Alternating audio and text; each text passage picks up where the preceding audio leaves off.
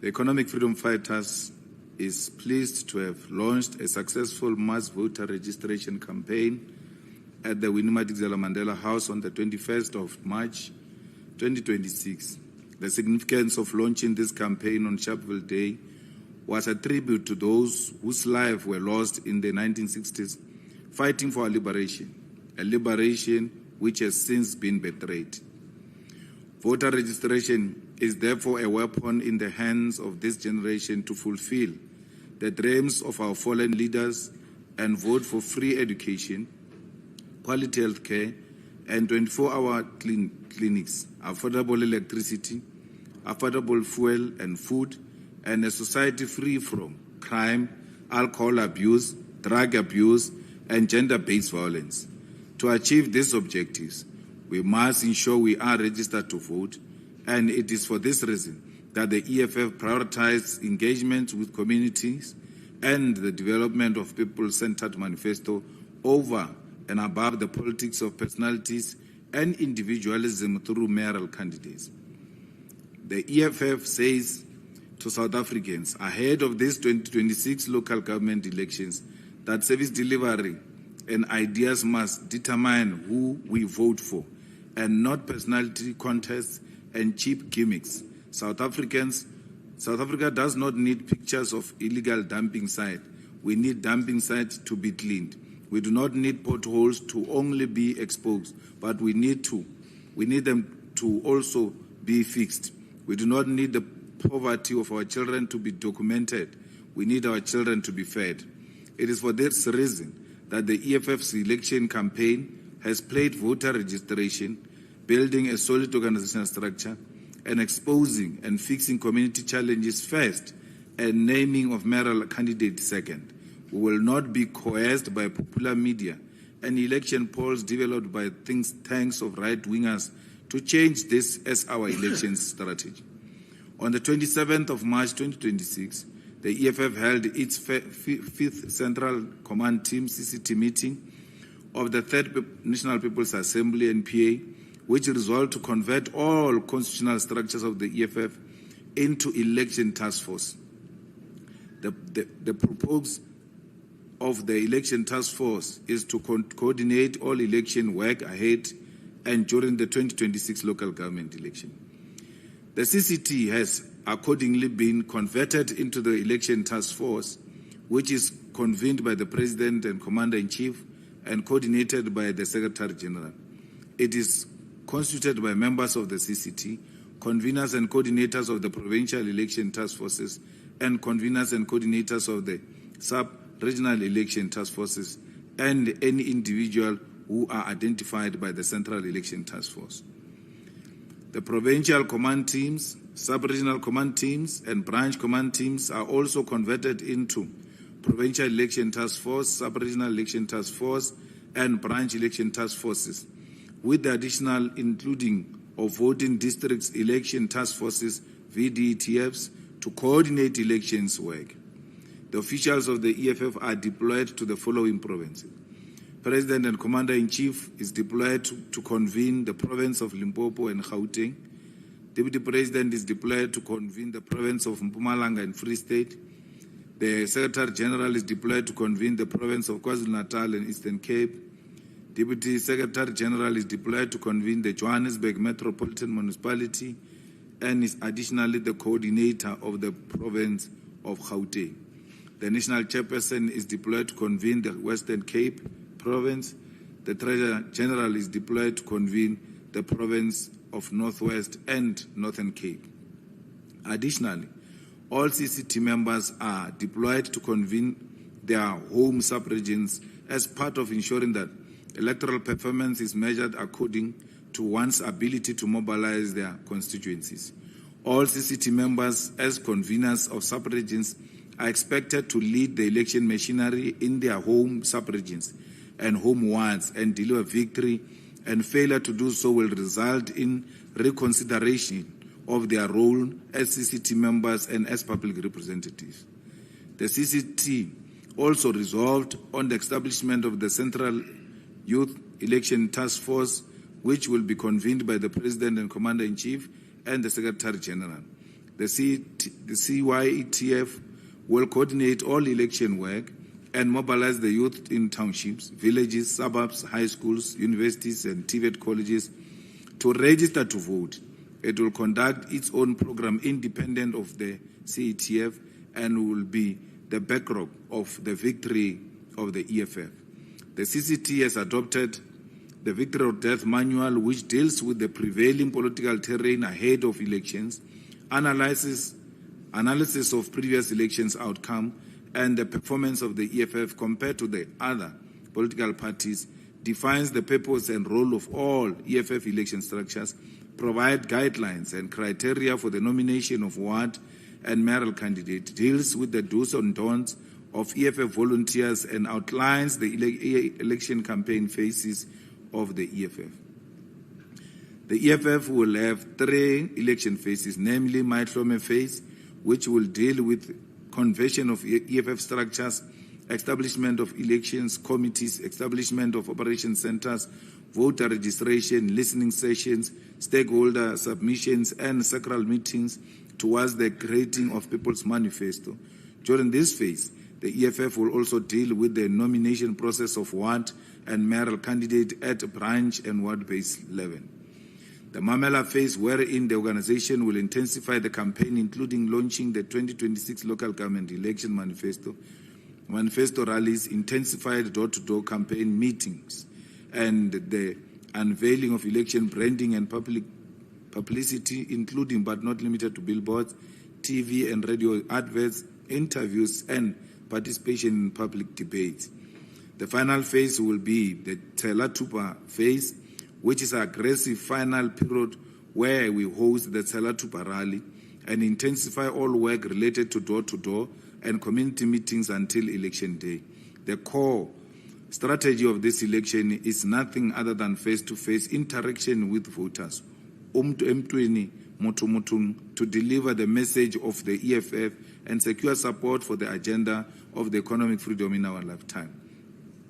There will be zero tolerance for laziness, complacency, and failure to do work one is expected to. From today onwards, all of us are volunteers of the EFF, and there is no leader who is going to lead the EFF through a cell phone. Everyone is expected to go to the ground and work with ground forces on a daily basis, receiving reports directly from structures and intervening in all the needs of volunteers, including championing community struggles. Those who are in municipal councils, provincial legislatures, and parliament are expected to elevate the challenge of our people into governance and ensure that they are resolved and attended to. As we have outlined, this year is victory or death for the EFF. Anything other than victory will condemn the masses of our people to further poverty, landlessness, economic exclusion, crime, poor health care, and a lack of access to water, education, and housing. It is do or die, not only for us, but for the people of South Africa. We note the response by the Constitutional Court Chief Justice Mandi Samaya to the EFF regarding the delays in delivering judgment in the Phala case. This response follows sustained pressure from the EFF, which has consistently raised concerns about the unacceptable delay in a manner of profound national importance.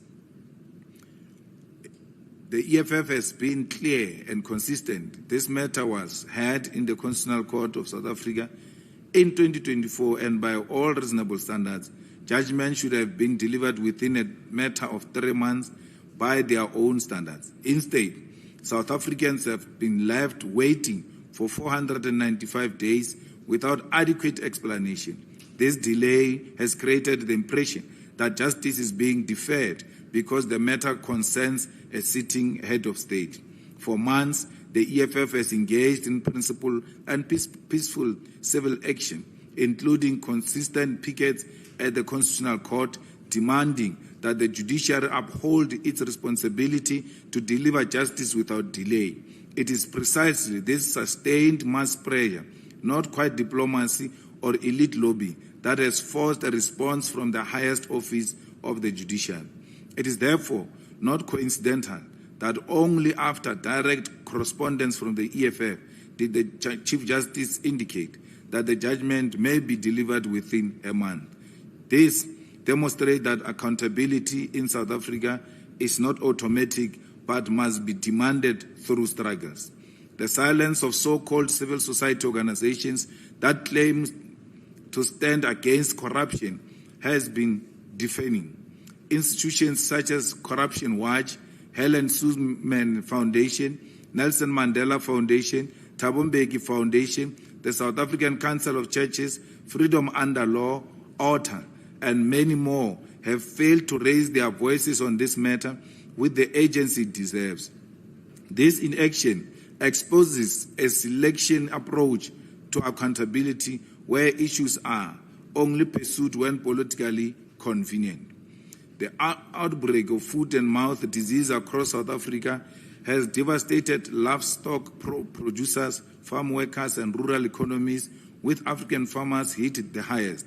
Yet the response from the Minister John Steenhuisen has been slow, bureaucratic, and insufficient. Despite government claims of vaccination efforts and new strategies, the disease remains widespread with outbreak in multiple provinces and slow implementation of containment measures. The EFF condemns the failure of DA Minister Steenhuisen and his department to act with the agency required to protect food security, livelihoods, and the backbone of rural economies. The EFF reiterates that all farmers who have lost livestock due to DA incompetence must be compensated and will fight for this to happen. South Africans are confronting historic fuel price increase that are piling pressure on already stressed household budgets. Petrol prices have increased by over 5 rand per litre, with diesel increase even higher at over 10 rand in some regions, while paraffin and energy costs rise at the same time. The highs feed directly into the cost of food, transport, and basic services, deepening the cost of living crisis. The temporary 3 rand fuel levy relief is welcome, but not enough against sustained global price pressure, and will expire sooner unless extended. We are currently challenging the rise of the fuel levies in court, as we have directly seen that the National Treasury is unilaterally making tax increases without consultation with legislative bodies who represent the people. The EFF demands that the government implements long-term relief for all working and poor South Africans, not just temporary measures.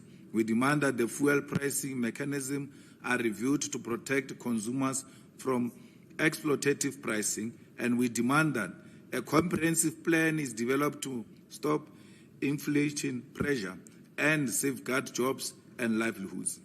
The EFF warmly welcomes the appointment of Commissioner Nkululeko Dunga as the new MEC of Finance in the Gauteng province. His appointment signals a commitment to a principled pro-poor governance and dedication to serving the people rather than serving political elite. During his tenure as MMC of Finance in the Ekurhuleni, Nkululeko Dunga demonstrated decisive leadership and a clear commitment to transformative pro-poor interventions. He led a successful insourcing of security guards and cleaners, ending exploitative outsourcing practices and restoring dignity to workers. He launched the Siyacima Manje Namhlanje campaign, targeting industries and government departments in areas which led to the recovery of 350 million in revenue. Under his guidance, the municipality increased cash on hand from 350 million to approximately 2.1 billion. Dunga led amendments to indigence policy, increasing the property value threshold from 350,000 to 500,000, expanding relief access to approximately 500 households.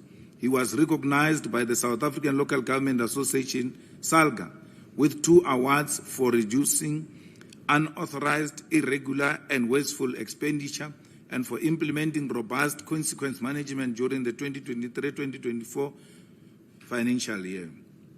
The EFF is therefore confident that Nkululeko Dingwa will bring the same visionary and transformative approach to the finances of Gauteng. The attack on his appointment reveals more about the basis, the biases of media elites than about the capabilities of the EFF. The EFF additionally celebrates a series of recent victories in municipalities across South Africa that demonstrate verifiable track record of service delivery and transformative governance. In Ekurhuleni, the EFF achieved a major milestone with the insourcing of 199 cleaners and 394 security guards, restoring dignity and job security for workers while taking a stand against corruption and tender abuse. Meanwhile, the former MMC for Water and Sanitation, Commissar Thembi Msani, maintained a stable water supply during the Gauteng water crisis, achieving 98 to 100% compliance with the national water quality standards and earning the city recognition as a water champion. In Johannesburg, the EFF has successfully championed the insourcing of over 7,000 workers, increasing their salaries from 2,500 to above 7,000 per month, with full benefits, providing the pro-poor policies are possible when leadership is committed to the people. The city is also beginning to experience increased metro police visibility under the Operation Nomakanjani Manje Namhlanje campaign, and our MMC of Health has opened the Orchards Clinic, a state-of-the-art facility operating 24/7, showing that accessible healthcare can be delivered around the clock. In Tshwane, the EFF caucus has successfully amended the indigent policy to include all SASSA beneficiaries automatically and approve 100% write-off of municipal debt for qualifying households, offering relief to poor and working-class residents trapped in cycle of debt. Similarly, in Nelson Mandela Bay, electricity was restored in Walma Ward 4 after long outages, and the Ukupumuleni Old Age Home, 3.5 million electricity debt was written off through subsidy. Through EFF leadership in eThekwini, residents of Umlazi and Kwamachu have been moved from hostels into proper family housing, restoring the dignity and improving living conditions. Across municipalities, EFF caucuses continue to push progressive initiatives, including land expropriation without compensation in Gauteng, banning labor brokers, and advancing the farmland release program. These victories are tangible, practical, and life-changing, and show that the EFF delivers for the people where others fail. The EFF notes the conclusion of the ad hoc committee established to consider the grave allegation made by Lieutenant General Nhlanhla Mkhwanazi, as well as the closure of the political killing team. This was a critical moment in South Africa's ongoing struggle against political violence, criminal infiltration of the state, and the erosion of public trust in law enforcement institutions. The EFF reminds South Africa that it was through our consistent pressure and principled intervention that the ad hoc committee was set up in Parliament. We also actively and decisively engaged in the process to root out the rot in our policing and intelligence systems. The findings emerging from the ad hoc committee and the work of the Madlanga Commission confirm what the EFF has long maintained, that there is existing deep-rooted corruption, factionalism and criminality within the highest ranks of the South African Police Service. The revelations of interference, suppression of interventions and abuse of state power expose a police system that has, in many instances, been captured by political and criminal interests. We therefore welcome the arrest of the senior police officials implicated through Madlanga Commission process. These arrests are a necessary step towards restoring integrity within law enforcement and ensuring that those entrusted with upholding the law are not themselves above it. However, arrests alone are not enough. There must be successful prosecution, dismissals, and a coupled overhaul of the institutional culture that has allowed such rot to persist. At the same time, the EFF condemns the continued wasteful expenditure of public funds through the ongoing remuneration of suspended Police Minister Senzo Mchunu, it is irrational and unjustifiable that South Africans are expected to fund the salary and benefits of a suspended minister implicated in criminal infiltration we speak of, while other individuals is effectively performing the duties of that office.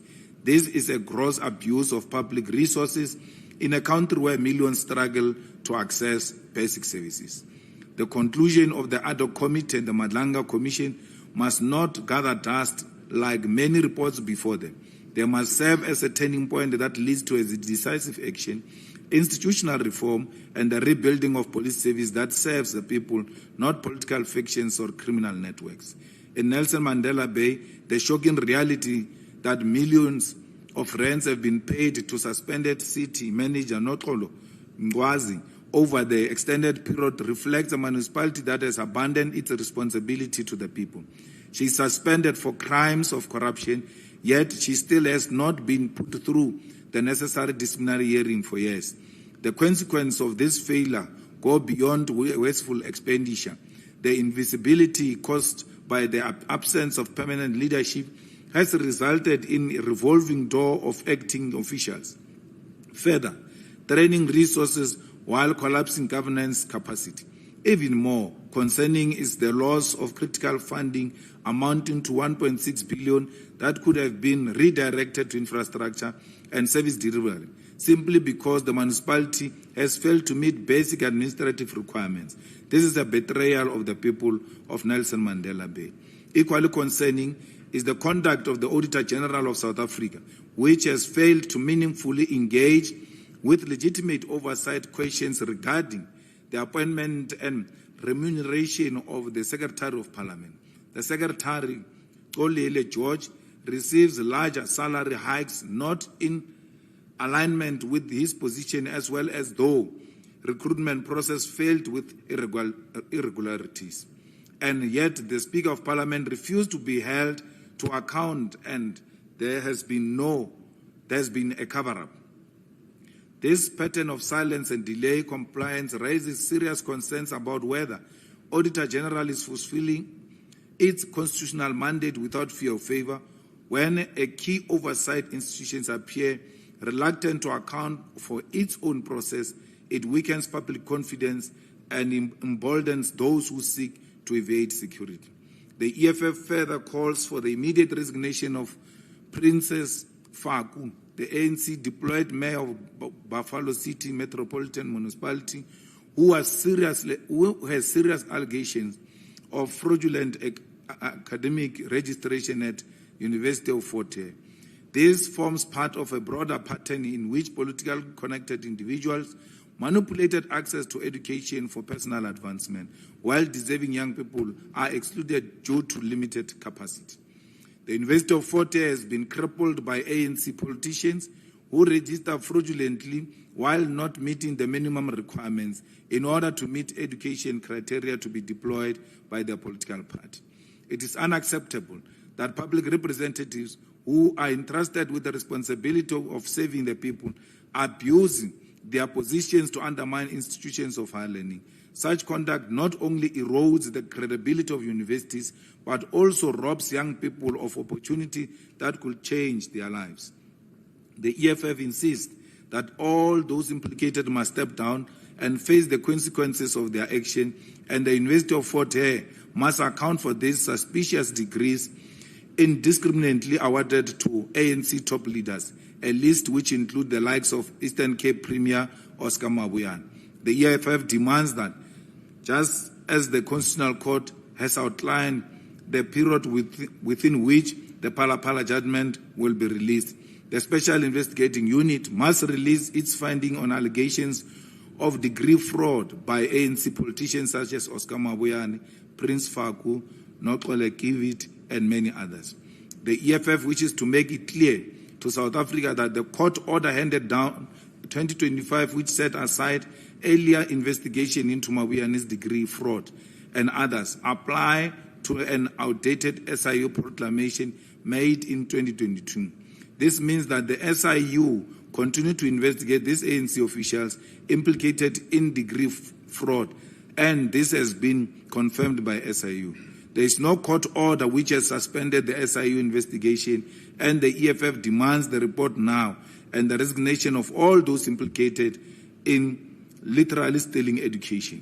The EFF has not forgotten President Nicolas Maduro and the people of Venezuela, who continue to face relentless pressure from U.S. military intervention and economic warfare. The arrest and removal of President Maduro by U.S. forces earlier this year has triggered global outrage and diplomatic splits, with many countries condemning the operation as a violation of Venezuela's sovereignty. We affirm our concern for his welfare and for the democratic rights of Venezuelans. Attempt by the U.S. to pacify or control sovereign states through forces threaten international law, peace, and principle of self-determination. The EFF will continue to oppose imperialist aggression in all its forms. Similarly, despite U.S. sanctions and an oil blockade that have left energy supply low and infrastructure strained, Cuba has shown resilience. Recent shipment of oil and aid from Russia and China have provided temporary relief of the energy crisis in Cuba, which is made worse by the blockade. This is the development the EFF welcomes as a blow against unilateral economic warfare and in defense of Cuban sovereignty. These acts of solidarity from Russia and China counteract decades of punitive measures that have impoverished the Cuban people. In the Middle East, Iran has successfully negotiated a ceasefire with the United States and Israel after they initiated a reckless war.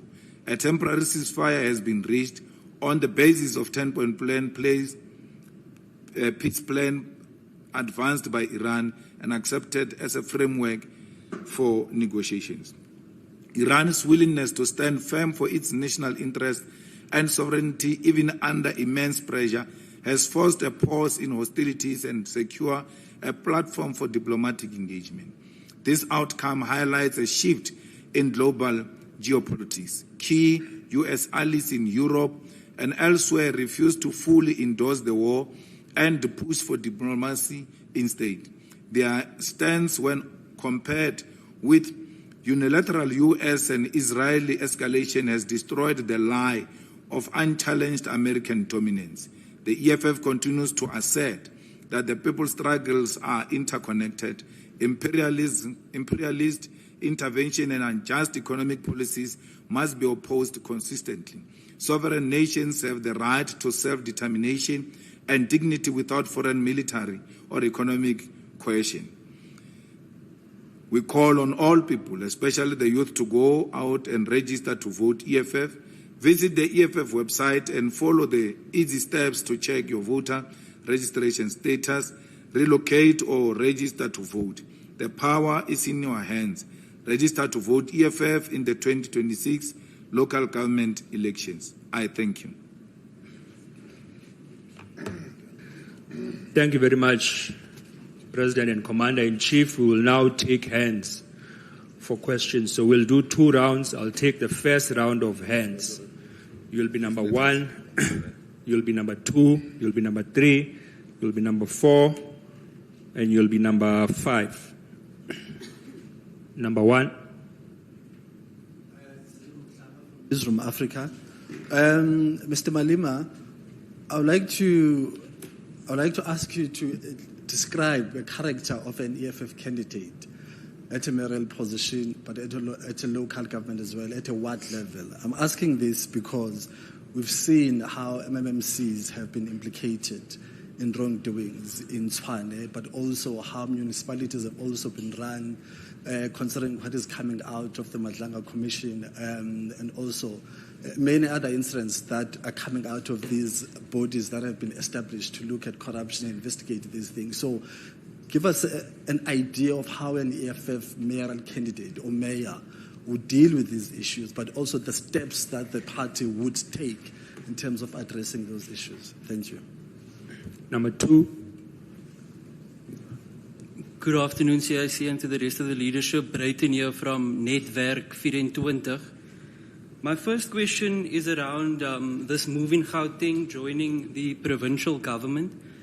should we expect that negotiations will now start at a national level and maybe you joining the GNU? What's the possibilities of that? And then how progressive will the new MEC of Finance be within his budget?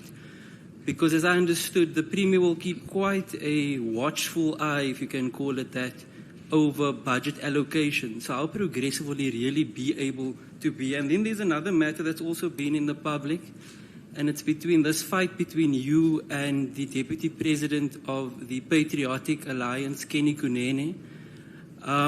He said you call people small boys all the time. Now you dragging him to court because he's doing the same. Maybe just some clarity on what is that about, that very public spat between the two of you. Thank you so much. Thank you very much. Number 3. Samkela Masego from the SABC. To the leadership of the EFF, just in essence, what will be the criteria that will be followed ultimately in choosing who becomes the mayoral candidate of the EFF in the various metros? What will be the main thrust of those candidates at a later stage that you will then choose and field 2 South Africans to choose from the pool from? On the matters regarding coalitions, in Ekurhuleni, you were seemingly unhappy with Kosindipile Kagaza. What is your current relationship with the majority party within that particular council? I know Leanne Matthys used to be a deployee for the EFF in that particular municipality. What's your relationship within that council at this stage? On your relationship with Action SA, is it having an influence on how Action SA ultimately voted in the Ekurhuleni Metro, noting that you are working with them in the Tshwane local municipality? Thank you. Number 4. Good morning, President. My name is Lunga. I'm from the Mail and Guardian. President, the last time you dented my ego, man. Please try to tone it down this time. President, the first one is to, when it comes to East London, I know you're going to court on Wednesday. What do you think the predictions are on that matter? And going back to Brayton's question, do you deny that you went to Mswazi's house at 1 o'clock carrying, because there's allegations that you were carrying money, and from what I've seen is that you are saying those allegations are just frivolous, where there's just a concocted things about you. So do you deny that you went there carrying money and bottles of whiskeys that night and all that on the allegation that he has raised? And thirdly, obviously, we've seen Nkululeko Dunga coming as an MEC here in Gauteng. Would we be looking for such a similar arrangement, maybe somewhere in KwaZulu-Natal, to say maybe you might be looking to offer, because the way it stands now, MK Party doesn't look like will ever be in charge of that province. And then lastly, if you are called to come and testify at the Madlanga Commission, if your name is indeed mentioned, would you be willing to say, look, you are going to come and testify at the commission? Thank you very much. Number 5. Good afternoon, Shannon Merrick's CBC Africa, a member in good standing of the Press Council of South Africa. Number 1, the elephant in the room, the appointment of Dunga. A lot of people have expressed that they are not happy on social media. The ANC Youth League, the ANC Veterans League, the media, and so on and so on. Now, in terms of the best practice in South Africa, I'm going to give 2 examples. President Ramaphosa appointed a minister with a record of a convicted bank robber as a minister to be in charge of sports, arts, and culture. The president then came to Johannesburg and then forced the ANC to appoint Kenny Kunene within 24 hours back as the MMC as well. So if you can look at that examples, Dunga don't fit that criteria. He is not a convicted criminal. He has not spent time in jail. So why would you appoint a person that don't meet the best practice of what we expect of Africa and what we expect of people in South Africa to be criminals, to be stealing finance? As I know, Dunga don't even have a criminal case against him. I'll come back for the Madlanga Commission. Thank you. President. Thank you very much. As a point of start, I think we should put it on record that we have a big problem with newsroom. We have a big problem with newsroom. And if they want us, they will find us. It is a nonsensical thing they are doing of running stories about EFF without giving EFF a right of reply. It's an absolute rubbish, which we're not going to accept. They talk rubbish half the time.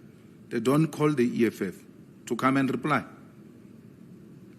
And you think we'll not challenge you. We're going to challenge you on that.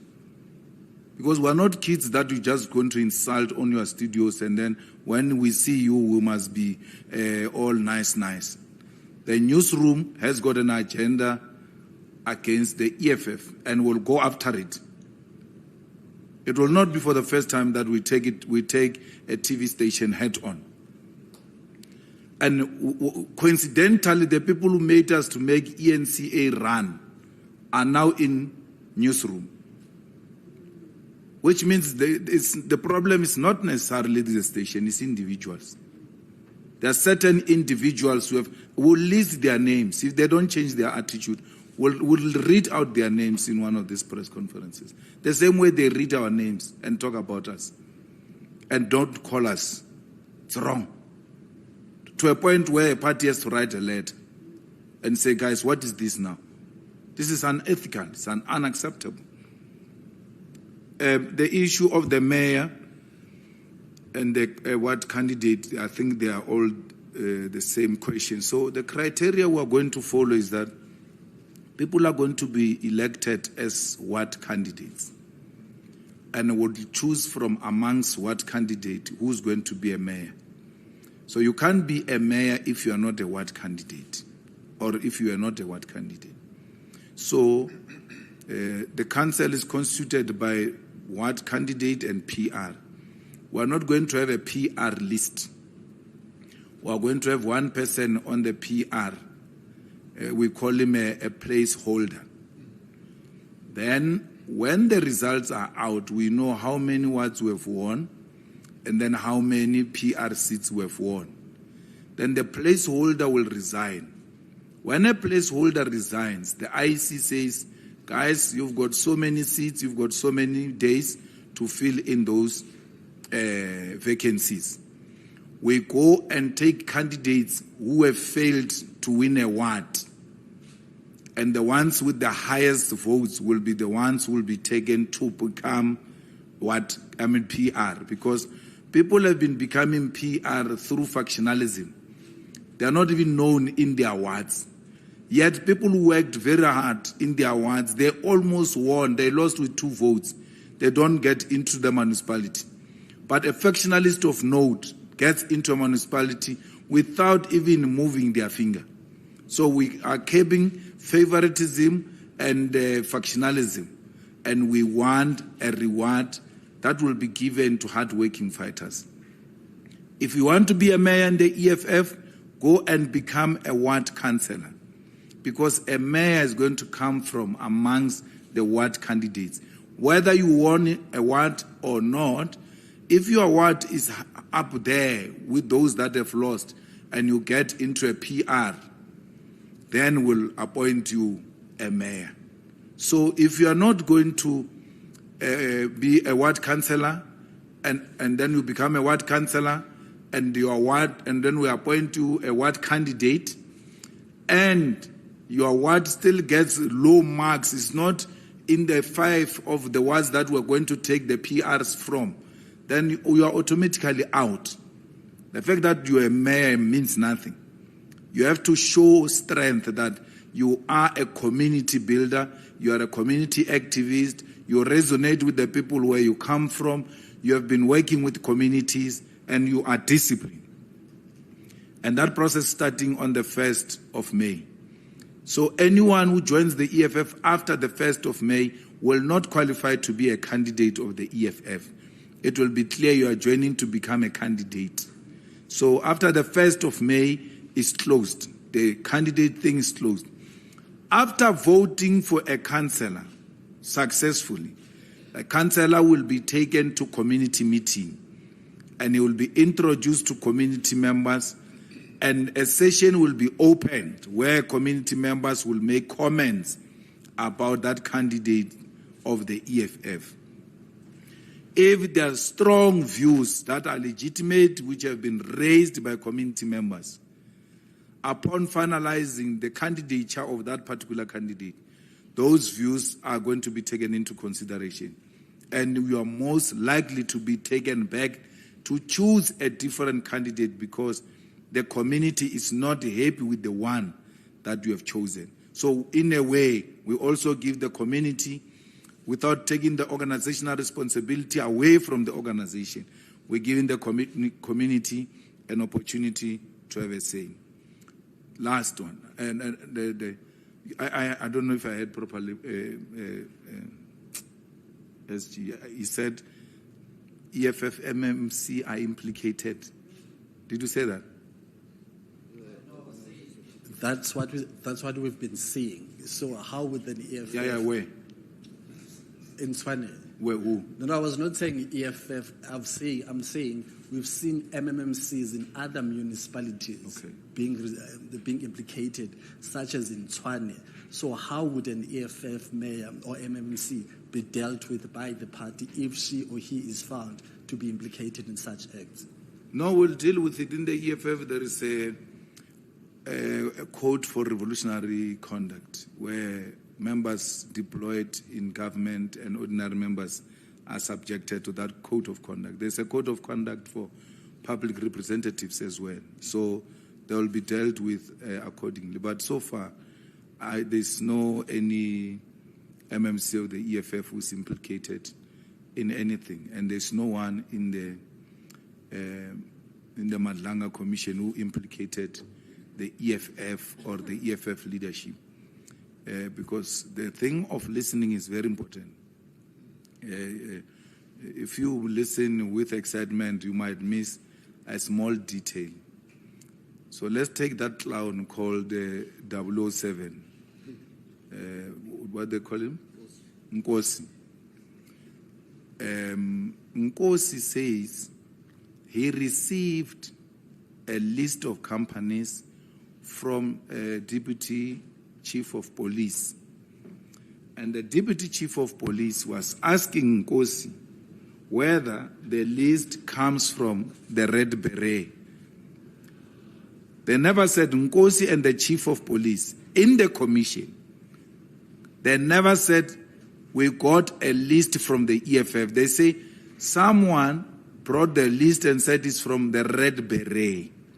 They never said the Red Beret sent us their list.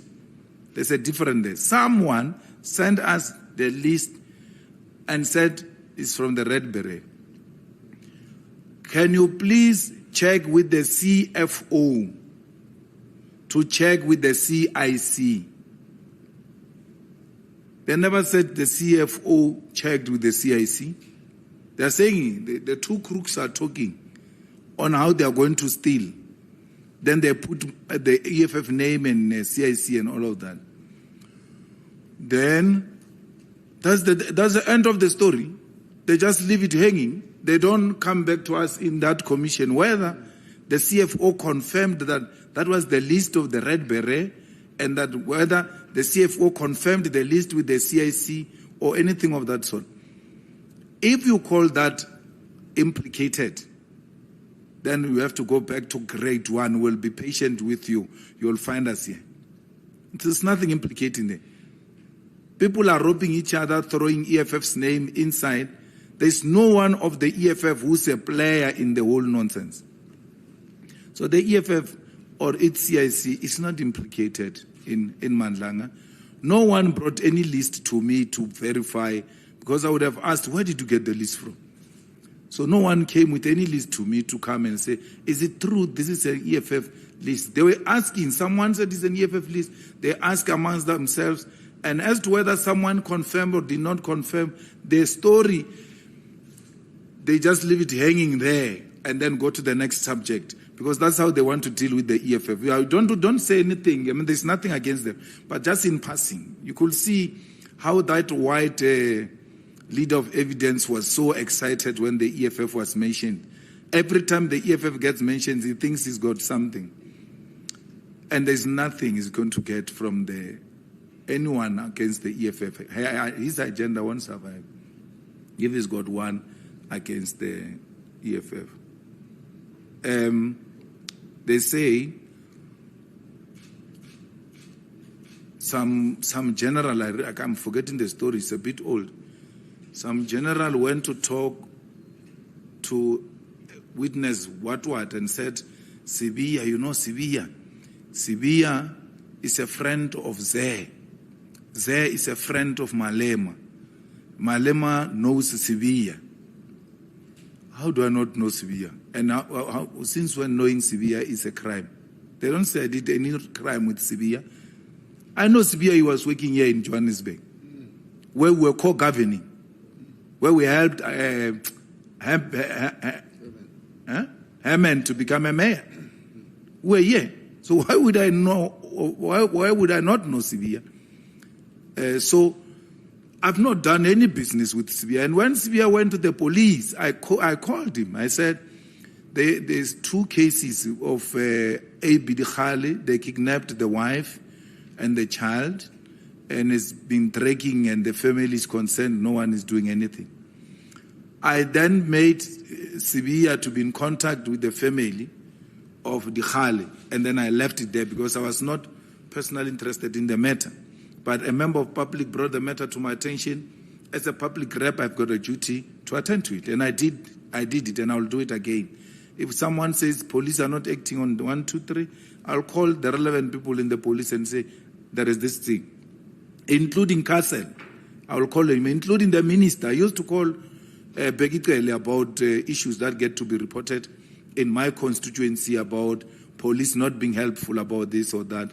It is my duty. If it's health matters and nurses are not performing or the hospital is dysfunctional, the doctors are not treating patients well, I used to call Dr. Mtswaledi and tell him about the concerns that I received as a public rep, and I know him as a minister, so I will send them to those particular individuals. So it is my duty to do that. So, and then they say, by that, they want to draw a web, try to link me into those things. No, how do you link me? I don't know how police pull rank amongst themselves and say, yeah, I know so and so, I know so and so, I can do 1, 2, 3. I've never done anything with Sibiya. The second one was the Jeribu Shukha case, which I'm still going to call them, because even after we called them, even after we asked about it in the commission, still no movement. So why must I keep quiet and not call the relevant authorities and ask, how far are you with this case? I'm duty bound. That's why I do oversight, is to go and see if a police station is functional, a hospital is functional, or any of those things are functional. So that's my duty as a member of parliament. People send me to parliament to be their voice where their voice can reach. And I'm that voice. I don't engage in criminal activities. I'm not a criminal. So I will never, that's why I speak freely. None of your politicians can speak the way I speak, because they are told they've got Smolanyana skeletons. I don't have that nonsense. So I know Zeh Nxumalo is a child of Professor Nxumalo, who was the founder of the IFP. He was, if I'm not wrong, the first Secretary General of IFP. Then you say Julius Malema, in giving Z's description, you have to drag my name in. But his father is a retired politician, a noticeable person. Why are you not saying a child of Professor Nxumalo? You bring my name. Or is it because you can't research such a simple information, like desktop?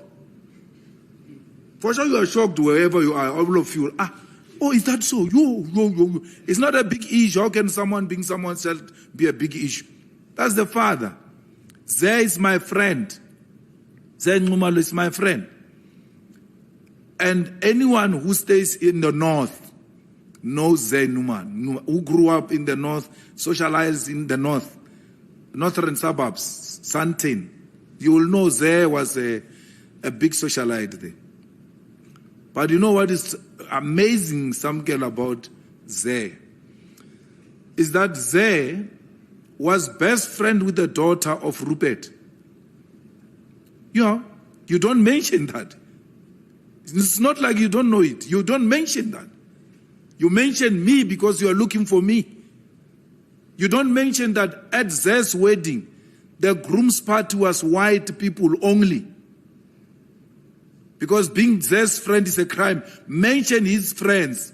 All a groom's party. Abum Kapi. They were all white. A person who spoke at the Zay's wedding was a white person. Zay has got a lot of white friends. You don't mention them because they are white. That's Zay's life. No, Malema, what? Because he knows Malema. Let's make it look like it's a crime. Zay was not a visitor at Rupert's house. Was a child of that house. The way they were so close, he used to tell me stories that he will be sitting on the couch and then the lady will be lying down, the head will be on the thighs of Zay, in front of, the head will be on the thighs of Zay, in front of their father, Rupert. Zay has been to Rupert's farms, wine tasting farms, many times where some of you as journalists were. But you don't mention Zay and mention Rupert at the same time. Now, this Musibi you're talking about, that, and you even asked me the question, have you been to the farm? When you've got an answer. Kenny can say whatever nonsense he wants to say. He must repeat that in court. Don't ask me that question as Kenny's question. We'll ventilate his nonsense in court. Because he doesn't have an answer. He says, I'm suing him for calling me a boy. It's not true. I'm suing him for saying I'm at the center of the cartel. But when the brain has moved from the head into a stomach and increased your stomach, then we've got those such problems. You can't think. You can't read. It's not only kids now. It looks like we do politics with adults who can't read for a meaning. He must go and read the papers again. He's being sued for saying, I am at the center of the cartel. Meaning, by implications, he says, that big five drug cartel you are looking for, I am one of them. He says that. Now he realized he has spoken nonsense. He leaves that. He says, no, he's suing me because he says I called him a boy. And because he knows you don't read, you're going to repeat after him. Read, just read. Read papers. The papers of the court are not difficult. What is difficult is when they start arguing about a case law. But the papers is a storytelling. This one said this one said that was a storytelling. How can storytelling be difficult? You don't get involved. If you are that lazy, don't go to legal arguments, leave them. And just read the storytelling. Or, and like, le pantiti le ba le suela eng. Then you will understand, man, you were excited like a child in a podcast. And you said Malema was at the center of the cartel. So we want you to tell us how does Malema become part of the drug cartel? In supporting his evidence, he says, I took 80,000 to the farm and then a bottle of whiskey to pay a protection fee to the cartel. How do I pay a protection fee to myself? He said, I'm the cartel. I'm at the center of it. I take money to pay myself and then ask myself that, please protect me. No one must attack me. I seek no protection from anyone. No one. And then I'm suing him again for saying I stayed at Mazoti's back room. I never stayed at Mazoti's back room. Even my wife never stayed at Mazoti's bedroom. That thing, it's a, what do you call it? 4-cluster house. My wife's rented house was in front of Mazoti's house. So before you go to Mazoti's house, you pass my wife's house, if that's what he meant. If that's what he meant. So, but he can't see what's happening in that thing. He can't imagine a white man staying behind a back room of a black person. If by Kenny's description, that's a back room, it means it was Mazoti staying at Mantra's back room. Because the house of Mazoti is at the back. Mantra's one is in front. He doesn't bring any evidence. He brings some aerial photograph. He can't tell which one of those houses is Mantra's house. I never stayed in Hyde Park. I stayed in Cape Town. I've got a house in Cape Town. My wife stayed there. I work in Cape Town. I don't work here. I work in Cape Town. I get paid in Cape Town. That's where my job is. But when I'm here, where I sleep, it's none of your business. The customer chooses about to marobala. Or a robala guy. The Utraore Regibono Vejigai. I could trade Milan. So there are so many issues that I'm dealing with there. But I've been to the farm of Musibi because when General Taylor spoke about it in Parliament, he said, even Malema spoke at his funeral. I said yes. In the ad hoc committee, I said yes. His funeral was at his farm. So why should it be a story now that someone tells you a story for the second time that I was at the farm? You was at the farm. Begi Kele said it in the ad hoc committee. I said yes. 3 of us spoke there. I spoke, Mbalula spoke, Begi Kele spoke. How did I know the old man? I knew the old man through there when they were engaged in a strike here in Johannesburg. I can't remember if it was which year. At the center of the protest of the taxis at the time was Taxi SA is refusing to give them shareholders, yet they're the biggest customers of Taxi SA. The Taxi SA is nothing without them. And I happened to know Zé, who was involved in those negotiations. And then Zé held a party at his place. I went. I can't remember where I was from. And I didn't know this man, but I was like, there's just something about this guy. They said, no, this is Musibi, the boss of taxis. So it made sense to have taxi people there at Zé's party because Zé works with the Taxi SA, is the one who do deals for them and all of that. Zé helped only to find that Zé helped them to break a deal. And then they got 25% of the shares in the Taxi SA. So this Musibi we are speaking about is a shareholder of a registered listed company called the Taxi SA. Who financed Musibi's deals? Was it Malema? No. What is this company called? What growth? It financed that part of the deal. Standard Bank put money in the deal. All different types of banks put money from Musibi to buy those shares in the Taxi SA. You're saying I gave him 80,000 and then you want to make it a story. How much did the bank give him for him to get a stake of 25% in a listed company at the Johannesburg Stock Exchange? Go and find out as to how much banks gave him Musibi and stop talking nonsense of a person who's hallucinating. Were you with me when you say they called me at 12? Because it can only be that you were with me or you were with Musibi when you called me at 12. And then Were you there when I came with a bottle or anything? I never went to Musibi with a bottle. I never went to Musibi with money. I went to Musibi half the time to talk to him about taxis reducing their price, because he had an influence both in taxis and the buses. He's a founder of Santaco.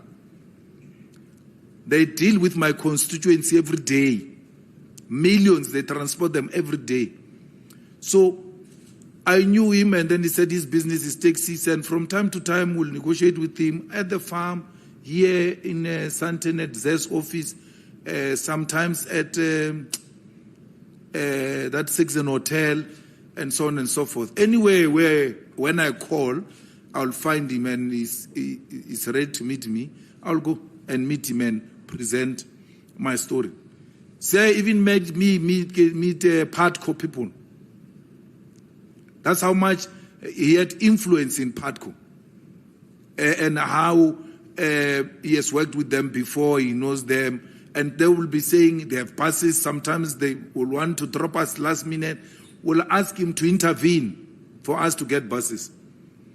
So it's not the other way around. If anything, I'm the one who was negotiating discounts for activities and EFF activities. I went, spoke to them, and we never spoke any crime, me and them. Actually, the stories I'm hearing are horrifying stories that I've not experienced anything that suggests anything of that sort with those guys. Now, Msibi liked my brain and used to engage with me because the people around him, they were very scared of him. So someone told me that when you go there, you must just leave him to talk. Because if you speak, when he's speaking, he becomes aggressive. So he spoke, and then I tried to come in, and then I saw that thing those people were speaking about.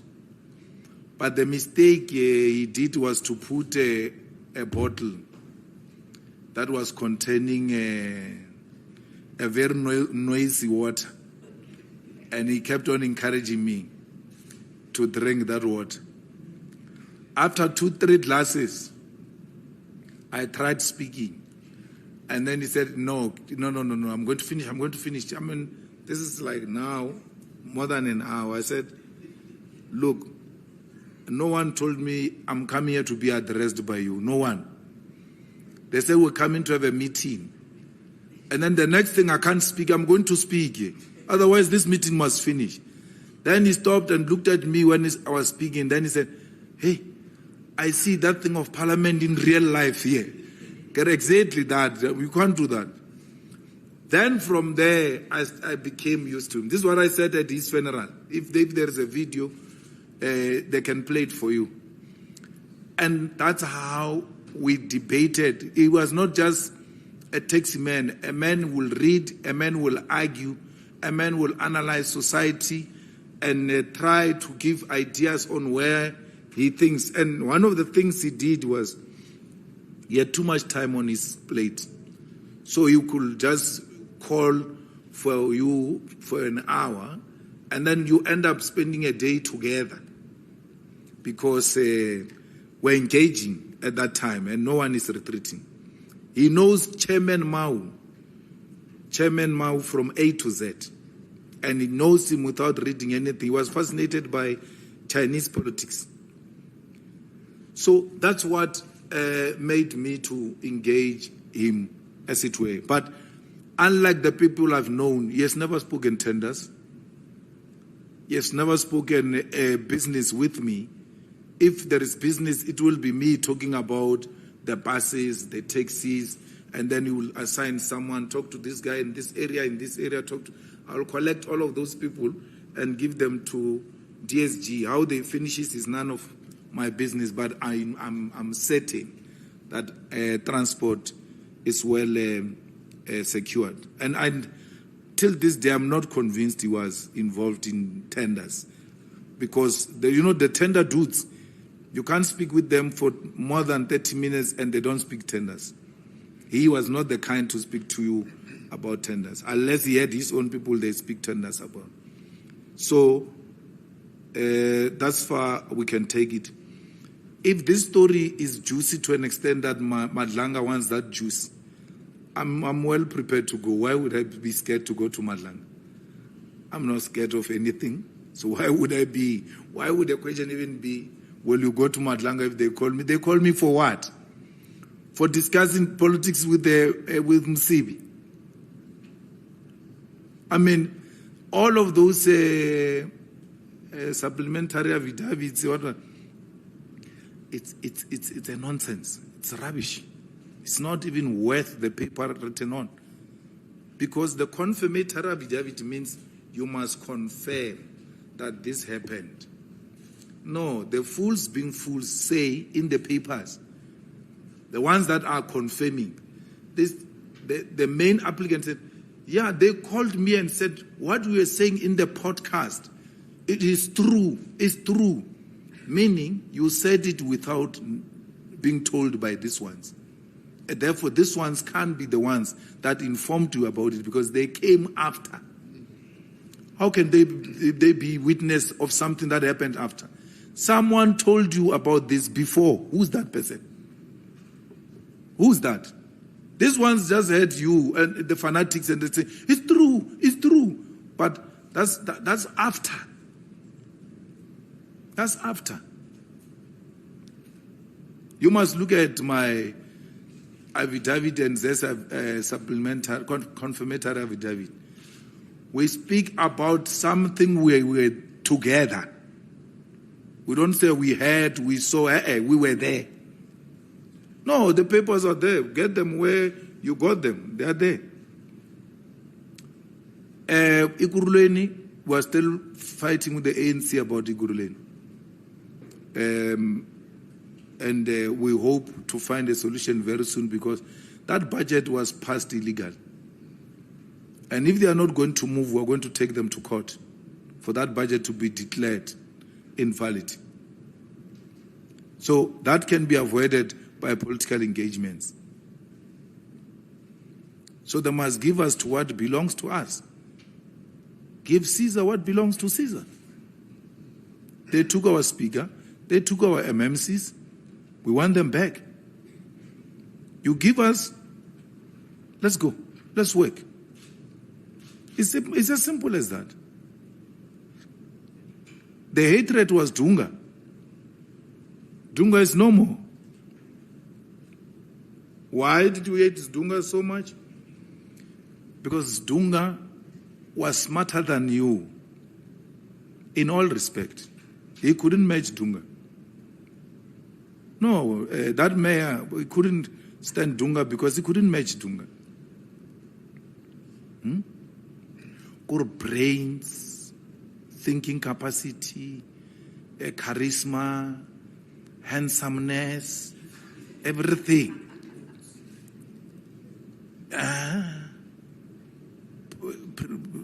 Dunga is more presentable than him. Dunga has got no puza face and things like that. So, not try to run up puza face. Till today, he hasn't told us why he hates Dunga this much. So we have to fundraise the reasons and find out. Or maybe because he's got puza face and Dunga doesn't have. Therefore, that's the fight. Because he said the fight was personal. He said it's very personal. He couldn't give us any reason. So we are not, if we're given any reason, we'll leave. Fighters, Dunga never stole a cent in Ikuruleni. He found it at 350 on hand and left it at 1.5, if I'm not wrong, 2.1 billion on hand. So how do you say such a person doesn't have capacity? How do you say that such a person doesn't have capacity? Who said all MECs of education are teachers? Who said that? or education experts or anything of that. Who's at the MEC of environmental affairs, stayed in the bushes and did environmental affairs studies, and he understands environment more than anyone? Who said that? Those are political positions. The government is run by those who are qualified. That's why we always surrender ourselves with the best. That's why you saw his first picture to the office. He was accompanied by a doctor. That guy didn't do his PhD with burning of tires in the township. And that was not his PhD. Researching why people were burning tires in the township. His dissertation was on treasury. That guy that is with Dunga, Dr. Guman. Now, Mbalula once tried to ridicule us. Not to go to school is a problem. Where he says, they brought an expert. They brought an expert. And we didn't have an expert. And he's proud that he didn't have an expert on a matter that needs experts. That's how much education is valued at that side. You are being ridiculed and being made a joke for having an expert. And that's the future. That's the future of South Africa. The president who has no understanding of the role of experts in society. Experts. We demonstrated to them that you might know us like this, but under us,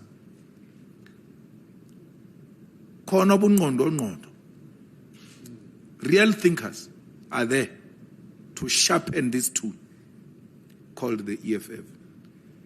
They didn't have expert, he's right. He had wafflers, waffling. All of them eating from the palm of our research. That's how much we feed these ANC's illiterates. We feed them. In the finance committee, there is West.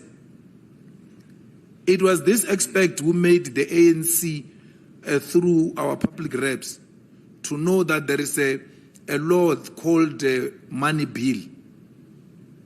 Juma Swanganyan, what is that? No. Let's adjourn the meeting.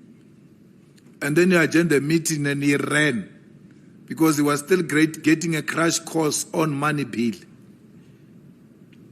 First time they heard it from the EFF. Illicit financial flows and how they work. Some ANC people even asked for us to come and workshop them on what we're talking about because they've never had such a thing in their lifetime. That's because we hire the best. We hire the best. And we're focused. So, they can complain about Dunga. Dunga is not an ex-convict. They're working with ex-convict. Where is that old man who was fired at the SABC who calls himself a veteran of the ANC? Yes, Snooki. Why is he not giving us an expert opinion on prisoners that are working with Cyril in the cabinet and in the municipality? In the municipality, there is a video of MMC of transport where he was calling private parts of women in a video. After he dropped that thing, he was rewarded with an MMC position. That's the kind of leadership you have. And you want to compare that to Dunga? Shame on you. Shame on Snooki. Maybe that video is exciting him, old as he is, where the MMC of transport was calling private parts of women integrity committee. What is integrity about calling private parts of women? Go and look before you pass judgment on Dunga. Look at the kind of people they work with. That Minister of Correctional Service, an apartheid apologist, a man who possibly could have even killed black people, that man. A racist of note. Those are the kind of, you accept that man, you accept that man, who probably was participant at Flag Plus. You accept to work with him. But you refuse a young, genius African person, and you want to call yourself a revolutionary. Oh, shame on you. That's why we're not shaking.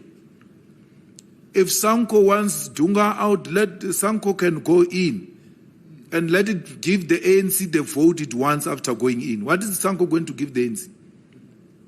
What will they give them? What will the Veterans League give the ANC? What will the Veteran Youth League give the ANC? The ANC is looking for something, yeah, and we're the only ones who have it. We have it. And because we are respectful to South African people, we don't bring you drunkards who hide behind the name veterans, but hopeless drunkards. We bring you the best, not from prison, not a man who's proud of having killed people in the ICT when he was committing the ICT crimes. No. The man is still very young. The man is intelligent. Listen to him when he speaks. He brings in a fresh air. Not an air yang din tracha tronco. Ndinta. Apo le panti te ru lebella go bana dinta o wena na le dinta. That's not what we're bringing you. We're not bringing you a bad smelling air from prison. We're bringing you the best of the best, fresh air. We're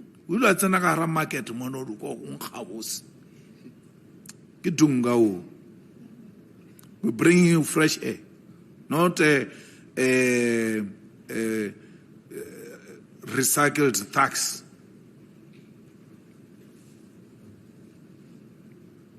That will be eating sushi inside the parliament corridors.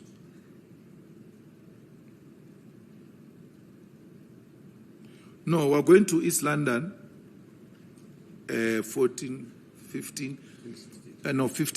That's a sentencing. We've already said we will appeal the judgment.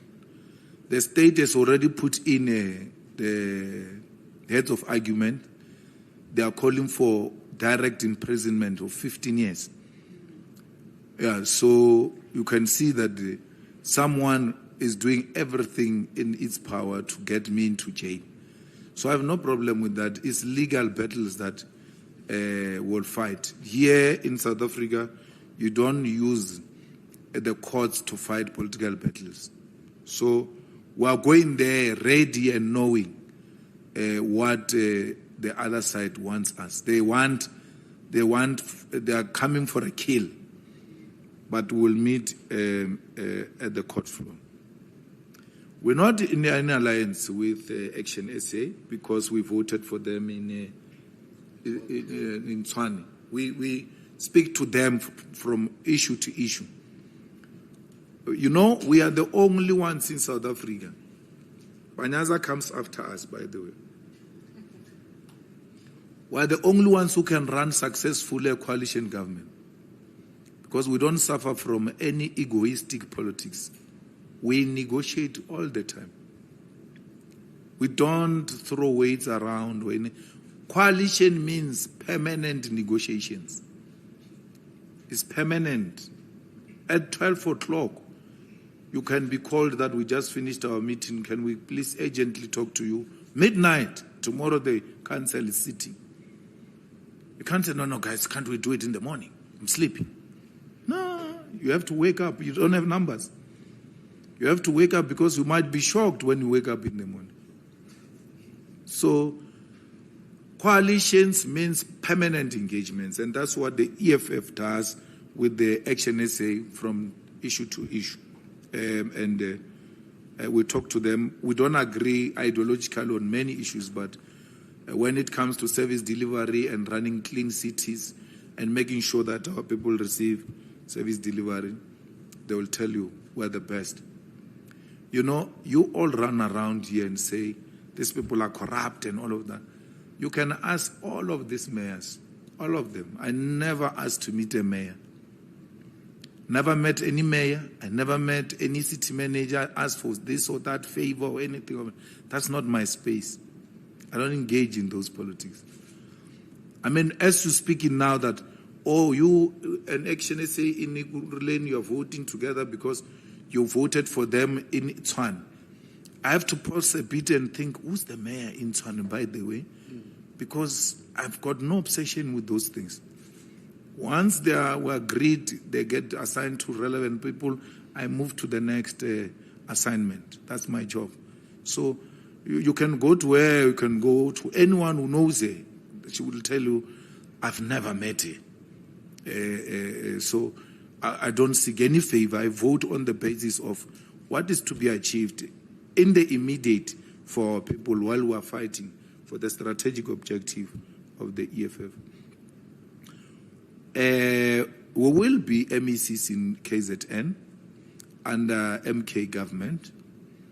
Ungajahi, yabulala impi, ungajahi, hamba kancane. Siyasebenza la, KZN sibhizi kakhulu asilala. So, you know, politics, 2 hours is a lot of time. 2 hours. So we're working. We're not going to be anything in GNU that involves DA and Freedom Front.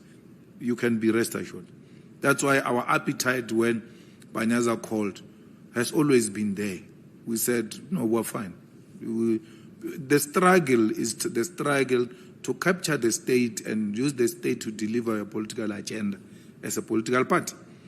And then if the environment is such that it allows us to participate, then we'll do so. But we cannot do so with DA. DA told you it's in government to stop EFF. That's how much they're scared of us. Because they know what we'll do, what we'll say we'll do. And that thing that we'll do is bettering the lives of our people. I think I dealt with everything. Pela, you must know that the age is catching up these days, so I don't see proper. But I refuse and completely to be like some girl and wear glasses. In my heart, I'm still very young. I can see everything. But in reality, it's a problem. Thanks. Thank you, President. We'll take the second and last round. You'll be number 1. You'll be number 2. You'll be number 3. There's no one who's going to go a second time. You'll be number 4. You'll be number 5. You already went, my brother. You'll be number 6. Thank you very much, number 1. Good afternoon, Mr. Malema. It's Alpha Ramushwana here from Eyewitness News and 702. I just want to understand the logic behind not relying on mayoral candidates, especially in a city like Johannesburg, where we have a very active Helen Zille on the ground and Action SA leaning on Herman Mashaba in the city of Johannesburg. Don't you think it would also be a step in the right direction for the EFF to rely on a face to lead your campaign, especially in the metropolitan municipalities? Thanks. Number 2. Now, the problem is that you guys, when it favors you, you want us to go with individuals. The individual this and the individual that. But when it doesn't favor you, there's no EFF without Malema. Now we are saying put Malema. Because if there's no Malema, there's no EFF. No. We are putting the organization. People are going to vote for the EFF. And our strategy is not a strategy of a DA and then a DA breakaway.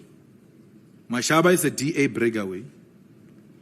And then the DA and us don't strategize the same. We're not together. We'll never be the same. We refuse.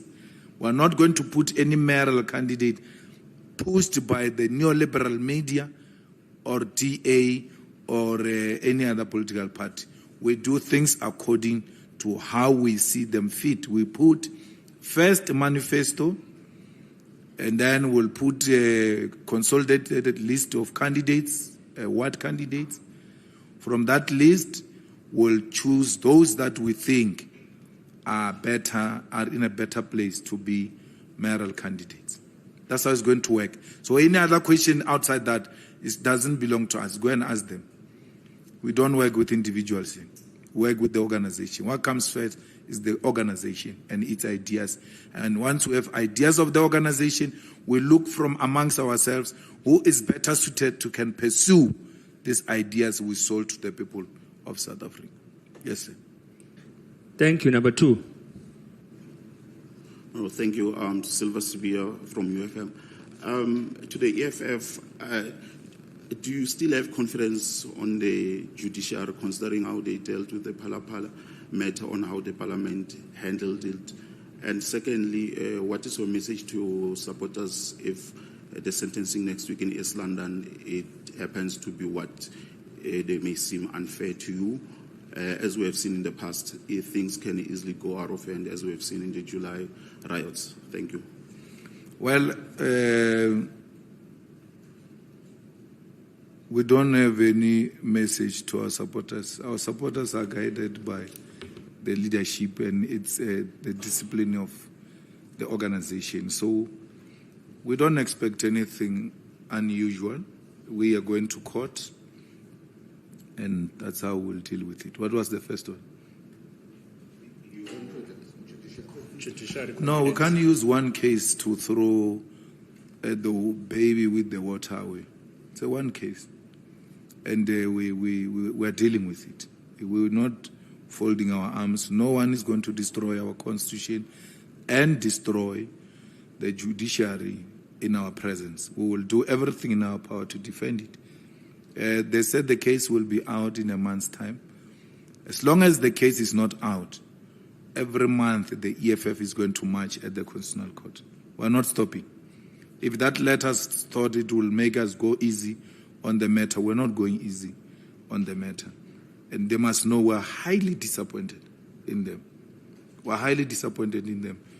They've destroyed the legacy of Mokwe, of turning things around within a short space of time, where we put an emphasis that once a matter is finalized, it should be within 3 months that people should receive matters. That's why you can be granted a direct access to the Constitutional Court without a serious struggle. Why? You are dealing with a serious man. Once they say you've got access, automatically it's agent that matter. So what happened? We are highly disappointed.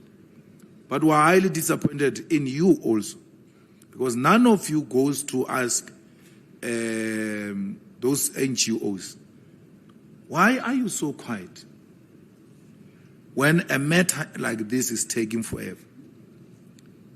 We should take those NGOs serious tomorrow when they speak. When they say to Malema must step down, Malema must step down, you must listen to such people who are selective in their approach. When the facts are out there, people use their majority to vote against what was rationally making sense. Are we saying rationality can be replaced by majority?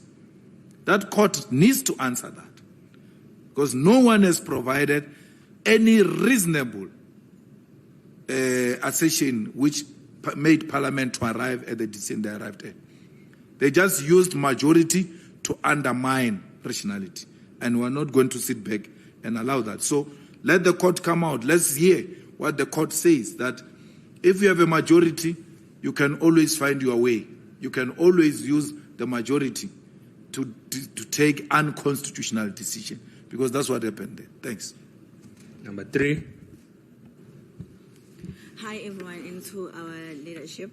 My first question is, you have previously... Name, media house. Oh, sorry, my name is Charmaine Lela from Inside Politics. Yes. So you have previously labeled the conviction racist and politically motivated.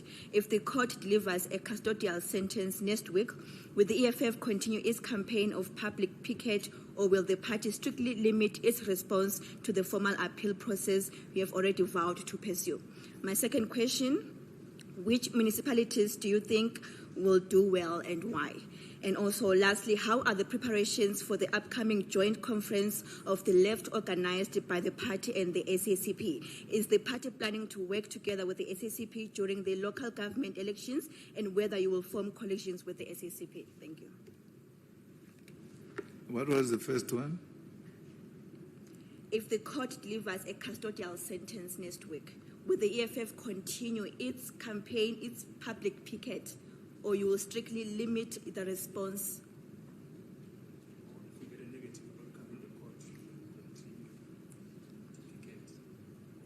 We're doing exactly what we're doing now. There is no anything negative, but the courts or the constitution doesn't disallow people from protesting. So we're peacefully protesting at the court. We'll do both. Yes. The second one? In all of them. The third one? How are the preparations for the upcoming joint conference with the SACP? Oh, SG. No, thanks. We're still at the formative stage. We're still in consultation with our first meeting with the SACP. So it's still in process. Once we've done consultation, then we'll communicate when is it conference of the left. Thank you. Thank you. Number 4. Good afternoon, CIC and the leadership of the EFF. If you allow me, CIC... name, surname, media house. From the Gauteng Times. I want to get back to the appointment of MEC Dunga. You've mentioned that he's championed pro-poor interventions and restored dignity to the people, something that you encapsulated as a visionary and transformative approach.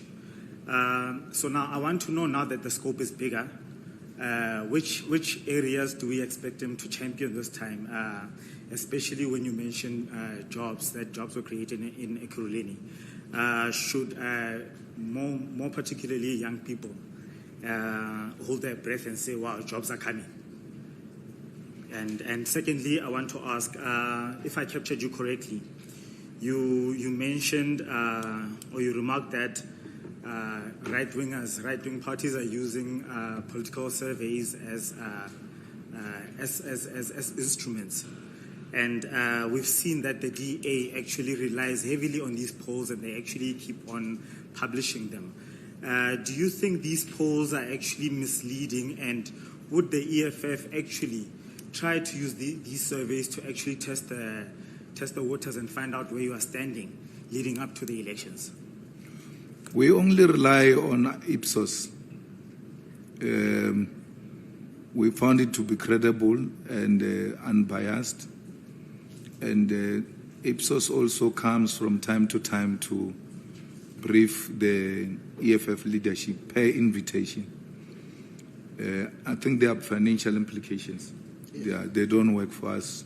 If you come, ask them to come make a presentation, because in that report they can't go to town about EFF.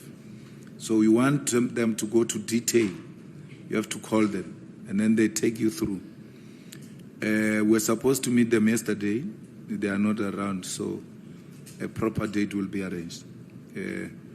We believe in scientific research, which is not biased, which is not owned or belong to the EFF and only tells you what you want to hear. And therefore, we find it very challenging and interesting, because it zooms your support to a point of a what. And it tells you don't waste money here. If you have money to spend, you spend it here. This is where you are. Consolidate this base and so on. So it serves as a guide, of course, as politicians, we'll have to take a final decision on how we spread our wings. Dunga's job is to insource the workers. He now has got a seat on a negotiating table at a very high level.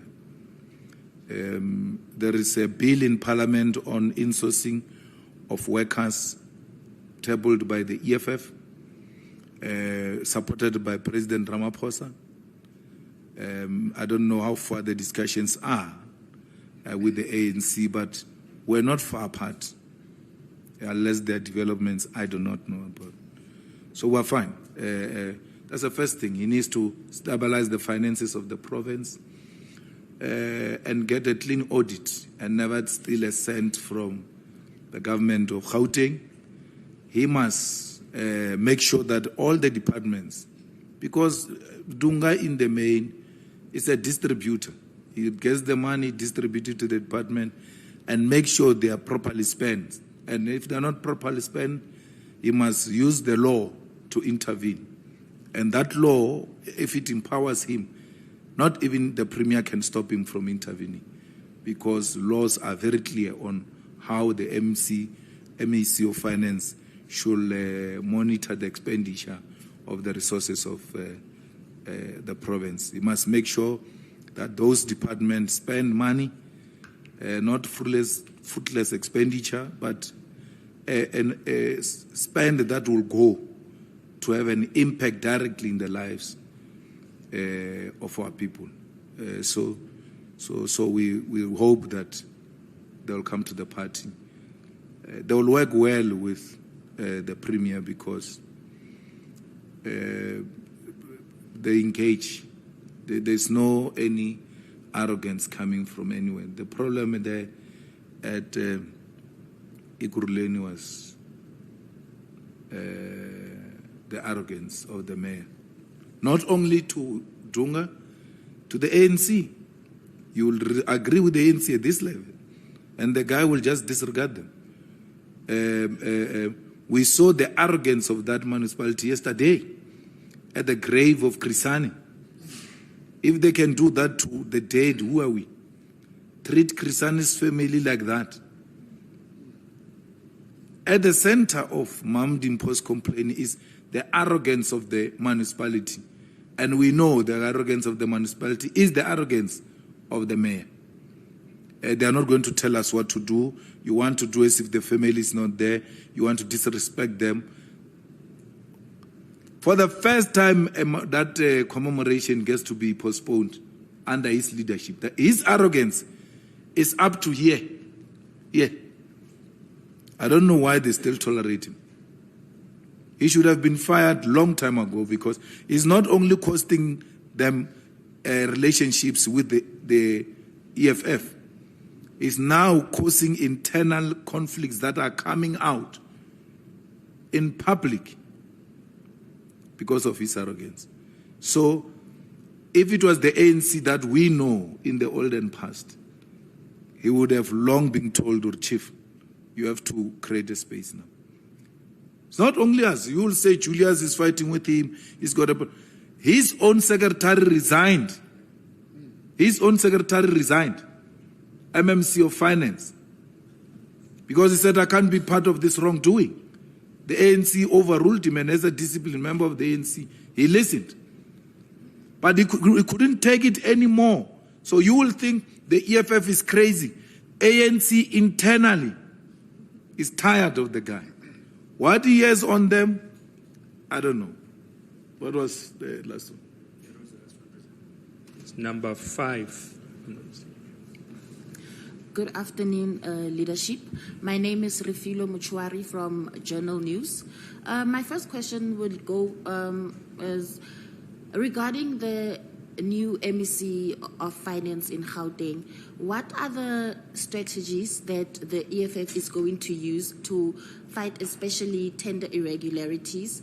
And on the issue of, considering the fact that he is entering a system that is already rotten. Secondly, on the issue of insourcing workers, where does this put entrepreneurs who most of the time rely on tenders to employ people. My second question is, can I please get an analysis from you, CIC, on the politics in Mangaung? How confident are you that the EFF, stands a chance to maybe lead the municipality or, being part of the coalition government in Mangaung? Thank you very much. Number 6. Good afternoon. Cindy Sandlawati from the Gauteng Network. Part of the statement that has just been released by the Democratic Alliance highlights the lack of the former MMC in Dunga leading to the unqualified audit statements, is that he fails to do the IDPs properly in ensuring that the feedback of the finances are done. And also the late payments also were due to a delay. Lastly, in terms of the negotiations which put the provincial budget at risk, one thing that has to be asked, was the EFF really that comfortable with preventing the budget from being passed in the province so that even health employees and health services would have been delayed if that had happened? That is the last one, President.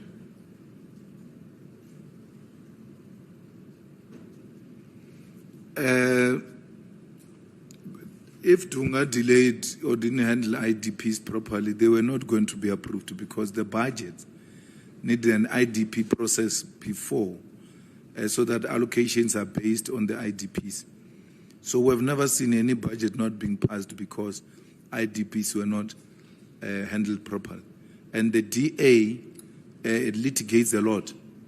If you don't do things in a manner they want, they don't hesitate to embarrass you in court. So they should have gone to court if there was something that was done illegally under Dunga. So they've never done it. They're just grandstanding now because there is an imaginary opposition to Dunga's. Therefore, opportunistically, let's add our voice. But we don't have anything, so we just say whatever comes. Nonsense late payment, because one of the earlier times, if you know where Dunga started, in the first 3 weeks, he called the entrepreneurs in Ekurhuleni, all of them were not paid, put up systems in a hall and said they must move from one place to the other and be told where is their invoice stuck and why. We've never seen any MEC being prepared, MMC being prepared to take the staff and the service providers at the time under one roof, all of them, and say, we need to resolve the invoice of these people without undermining the law. If there was more information needed, people would be referred back and all of that. And people were being paid under Dunga. And that's what we expect, amongst other things, in the province, that the service providers, especially those who provide essential services, must be paid on time. How do you not pay a feeding scheme? How do you not pay scholar transport? What do you expect those children to do? There are certain issues that are non-negotiable. You have to make sure whatever happens, these issues are attended to. Entrepreneur does not mean tenderpreneur. You have to be innovative. You have to bring, so when you call yourself an entrepreneur, you should be disruptive in nature. If things are done this way, you must start doing them differently. You must revolutionize the business industry, especially the sector you're involved in. So there's nothing entrepreneur in exploiting workers and security guards. With insourcing, everyone that we actually can do this function without any person in between. As an entrepreneur, you'll have to come up with new ideas and new innovation in a different space and continue to thrive. Those who are crying is tenderpreneurs who know that they survive through tenders, majority of them can't even write. They can't read. They don't know how to fill up a tender document. They rely on someone to fill up tender documents for them. They are engaged in shenanigans, in criminality, collectively. Even when a tender document is inside, they take it out and take out the documents which are missing, or they must be removed and put this one. And so that's not entrepreneurship, that's corruption. So we need business people who are full of ideas, and let government support those ideas. You see, if you come up with a proposal here and say high-rise buildings, this thing of getting human beings to go and climb behind high-rise buildings to clean windows up there is outdated, it's uncalled for. Let's get drones that know how to clean windows, and they can go as high as possible. So why are you not, as entrepreneurs, coming with such alternative? That no, we can hear you are insourcing, but it's risky for workers to go up there. We've got drones to go and clean up there where they can't reach. No one is saying that. We just want to get a tender of cleaners and still continue to risk their lives. We are not insourcing everything, but anything that is not of strategic use to take it to the private sector that we can do as a government, we are going to insource. And why should there be a tender of toilet papers in a country full of unemployment? Why can't you? Because you look at what do you use, which is not so complicated as government. You establish a factory of government, and then you get people to do those things, working for government, produce for government, as workers of government. You need toilet papers, you need cleaning material, you need this. What is it that you need which uses a lot of money from the government? Get the people to produce them internally. By so doing, create jobs for our people directly as government. Really, we must be ashamed. But when it comes to building Gautrain or anything engineering of that sort, of course, we need expertise of other people. Alone, we might not have the necessary capacity. But where a capacity can be generated from within, let's use internal capacity. Let's strengthen this internal capacity of the state and use the facilities of the state. We're not going to pass a budget, say, we're health workers or what. That will never be used to blackmail us. We're not going to pass it. Whether the implications, we're ready to stay with those implications. The workers have not chosen EFF as their government. The workers will not, when they are not paid a salary, they must blame those that they chose to be a government. It's not the EFF that failed to pass a budget. It would have been those they chose in government. You see, now when a budget fails to pass now, the EFF failed to pass the budget. We're still going to lobby the MK because we want to be in a much more safer space, much better, so that even those small ones, the day they have a headache and they are unable to come to work, we are not affected. So we are going to bring along MK, because we're working with MK in KZN to remove that government. So when they vote for a budget now, they are no longer voting for an ANC budget. They are voting for EFF budget. Why? When they vote against it, what do they say? We must also vote against them in KZN. When they abstain from this budget, what are they saying? They're saying we must abstain from KZN. Is that what they are saying? So we are putting this province, when we, at least, we require Nombalula's permission to do so. We say to MK, let's put a stable government here. You might not participate, that's fine. We are participating. We're going to put another stable government in KZN, and we're going to help you to realize that. And when we want to pass budget, we will be there to pass that budget with you. But that relationship doesn't have to start with MK first before it happens. We showed them good faith. When they passed a motion of no confidence with our 2 members, we were at the center of trying to make sure that we remove that premium. We never doubted when we took up a decision. So be rest assured, we are going to put up a stable government with the Premier who's sober and the MEC of Finance who's sober.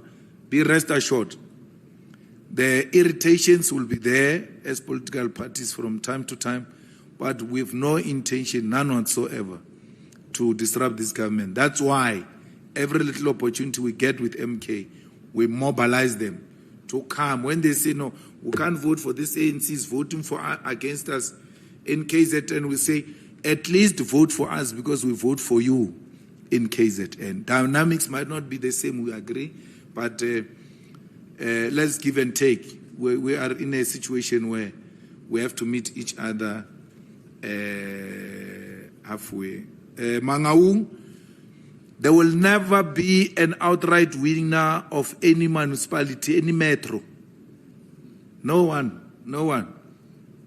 So how we are all going to deploy is going to be very important, because the people who are going there, they must understand that they must subject themselves to political management committee, which is going to manage the relations between individuals who are leading on behalf of parties in those municipalities.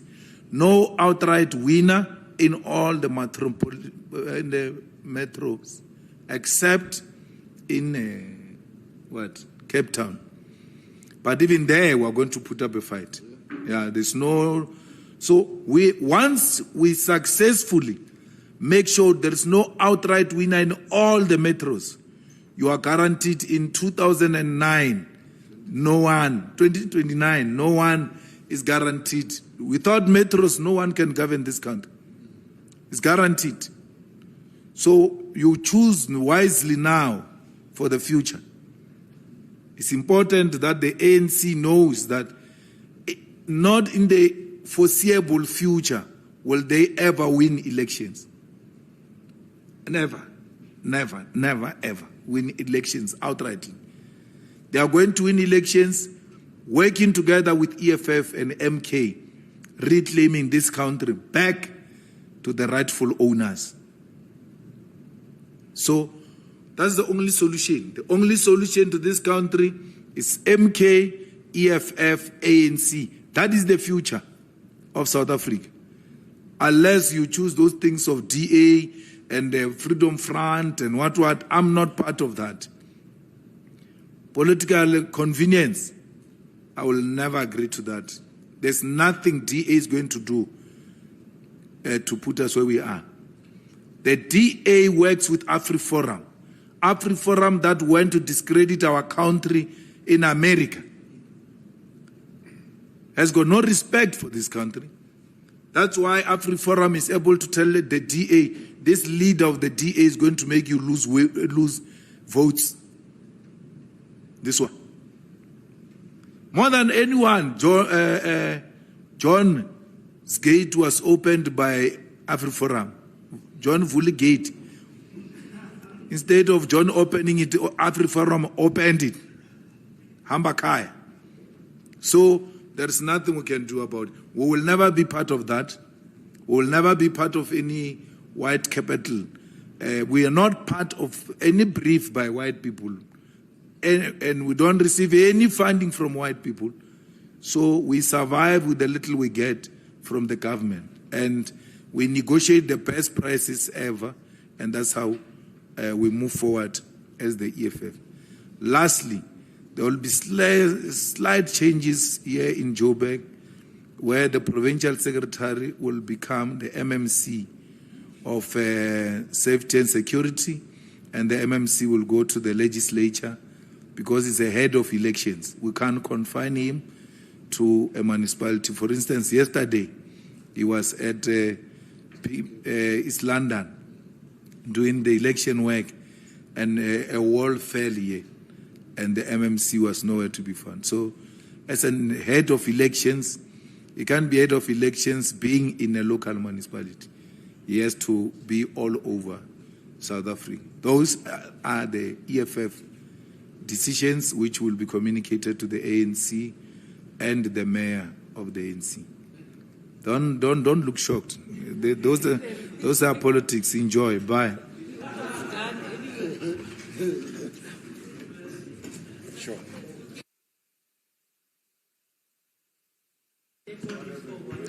Thank you very much. First floor.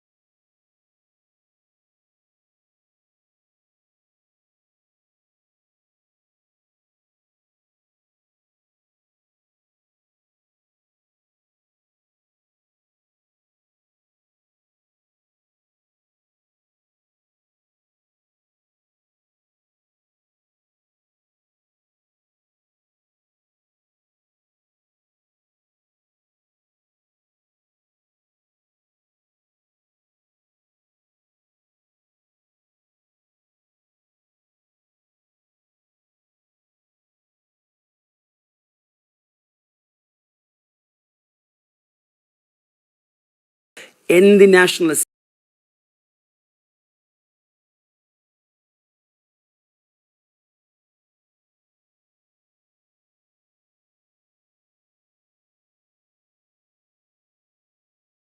Trade Association countries, the United States, and regional market. Our government continue to monitor and carry out surveillance measures necessary to preserve livestock health, including vaccinating 320,000 cattle against the foot and mouth disease. Protocols have been established and put into practice following the outbreak of the foot and mouth disease in some of our neighboring countries. This includes the official declaration of the foot and mouth disease control area within the Namibia FMD-free zone in Karas region. This measure aims to protect Namibia's FMD-free status and ensure continued access to international export market. Honorable Speaker, Honorable Chairperson, fellow Namibians, on sports, the government has started upgrading sports facilities to meet international standards for hosting events and to improve the country's ranking. Regarding the 121 basic community sports facilities, all the sites were identified and audited. The government, through the Ministry of Works and Transport, has created designs for the first 28 facilities, and the terms of reference are finalized. To speed up delivery, responsibility for construction was transferred to the regional governors. In this regard, the Treasurer transferred funds to the regional governors to work collaboratively with regional councillors. Many regions have already started clearing land and have undertaken groundbreaking events.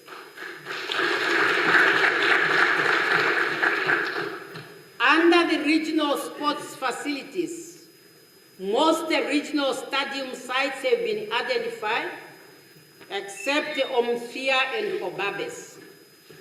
Terms of reference for these stadiums have already been prepared, and following a successful outcome for the line ministry at the review panel, construction has begun on the Katima and Opuo stadiums. Meanwhile, the Enana and the Nkurenguru stadium, which are carried over from the previous years, are making good progress and need to be aligned with Category 2 requirements. Coming to National Sports Facility, the feasibility study for Independence Stadium has been approved. To ensure that the stadium meets Category 3 standard, 2 consecutive meetings were held with the Confederation of the African Football Facility Inspectors for guidance. We are now waiting the detailed report outlining the next step. Honorable Speaker, Honorable Chairperson, fellow Namibians, on youth empowerment, the government continues to prioritize youth development as a vital part of national progress. Consequently, there are several programs targeting youth from various perspectives. The government remains dedicated to providing equitable access to quality skills training for all young people. A total of 504 youth were empowered through Sustainable Livelihood Initiative. This includes 104 young people trained in mushroom cultivation across all 14 regions, with 6 regions already receiving start-up material and 400 youth trained in biomass production and prepared for deployment to the production sites. Under the Youth Credit Scheme, 1,034 young people received a training on business management to enhance their entrepreneurial skills. Furthermore, 11 youth enterprises across the regions of Karas, Hardap, Komas, Erongo, Kunene, Omsati, Oshana, Oshkoto, and Kavango West were financed as part of the 221 Rural Youth Constituency Enterprise Initiative. This program aimed to promote rural industrialization to local economic growth. Meanwhile, 14 youth agricultural cooperatives were formed to generate sustainable economic growth opportunities for the young people. A total of 353 young people completed 1-year basic skill training at different training centers, while 119 youth finished semester-based short courses at multi-purpose youth centers. Those programs continue to provide youth with practical market-related skills for self-reliance. Through the National Youth Service, a total of 1,030 recruits were successfully trained, while 600 recruits from the 16th and area intakes of 2025-2026 financial year were enlisted into the Namibia Defense Force. The SEVs also participated in 20 voluntary service projects with 987 recruits deployed. Through the Equipment Aid Scheme program, the government has supported 82 micro, small, and medium enterprises across all 14 regions of the country, comprising 42 men and 42 women. Thank you. Under Youth Development Fund, a total of 211 projects has been approved, with combined investment of around 63.1 million. And the expected job to be created are 898. Of the approved projects, about 16.8 million has been disbursed, while 2,035 applicants have been referred for enhancement to make them bankable. As of February 2026, the Development Bank of Namibia is mentored and coached about 800 SMEs across the 14 regions.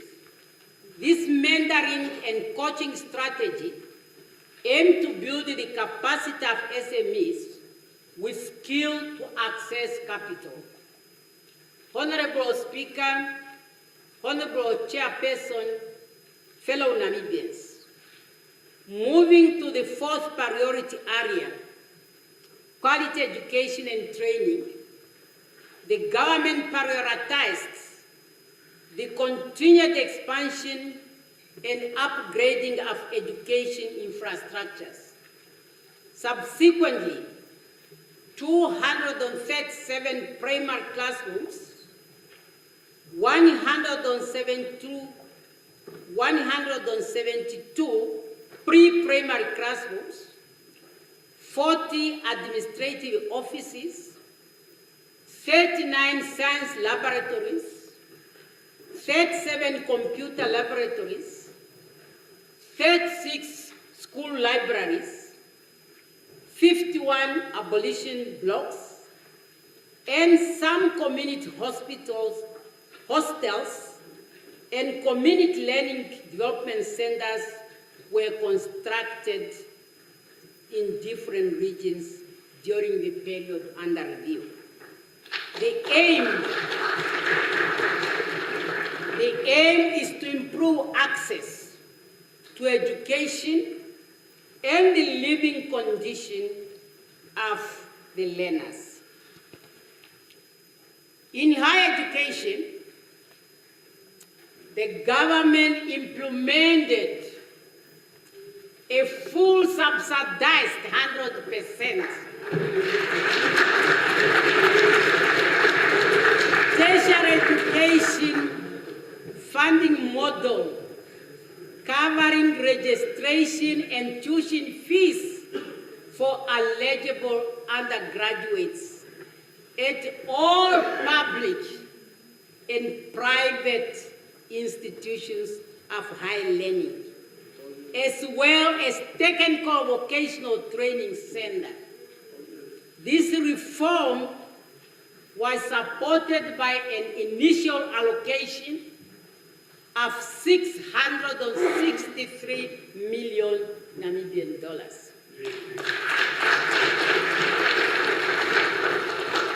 In the same vein, student support was broadened through the Namibia Student Financial Assistance Fund, which increased the household income limit for non-tuition fees to 300,000, thereby allowing more middle-income families to qualify. Additionally, the Namibia Student Financial Fund was successfully reintegrated into the Ministry of Education, Innovation, Youth, Sports, Art and Culture to streamline operations and enhance efficiency. The revival of the technical and vocational education and training and science, technology, engineering, and mathematics education has been a major focus during the period under review. Initiatives such as the 2026 Science, Technology, Engineering, Art, and Mathematics, well known as STEAM, export and strategic partnership, including GIZ, Pro-Tibet program, have speeded up the integration of green and digital skills into vocational training curriculum.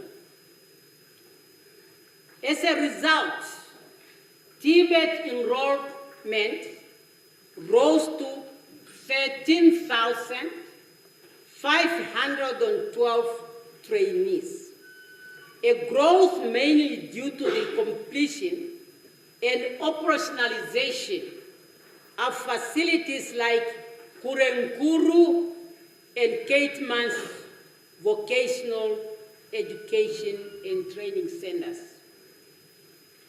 To better align education with industry needs, new programs have been introduced, focusing on green hydrogen, renewable energy, and other emerging industries, including oil and gas. To better equip students and graduates for the job market, the Work Integrated Learning Policy was launched in March 2026 to offer appropriate skills required in the global economy. Improving teaching and learning outcomes at the school levels remains one of the government's strategic priorities. As a result, the school curriculum is continuously revised to stay relevant to current realities. In this regard, learners' performance at both the Namibian Senior Secondary Certificate Ordinary level and the Namibia Senior Secondary Certificate Advanced Subsidy has improved during the 2025 academic year. Out of 38,682 full-time NSSCO candidates who took the national exam, 13,931 candidates, which represent 36%, qualified to advance to the NSS-SAS level in 2026. This marks an improvement from 12,031 candidates, which is 29.5%, who qualified to advance to the NSS-SAS in 2025. This improvement has shown that 40.5% of NSSCO candidates who took the 25 national exam meet the admission criteria for degree programs at higher educational institutions.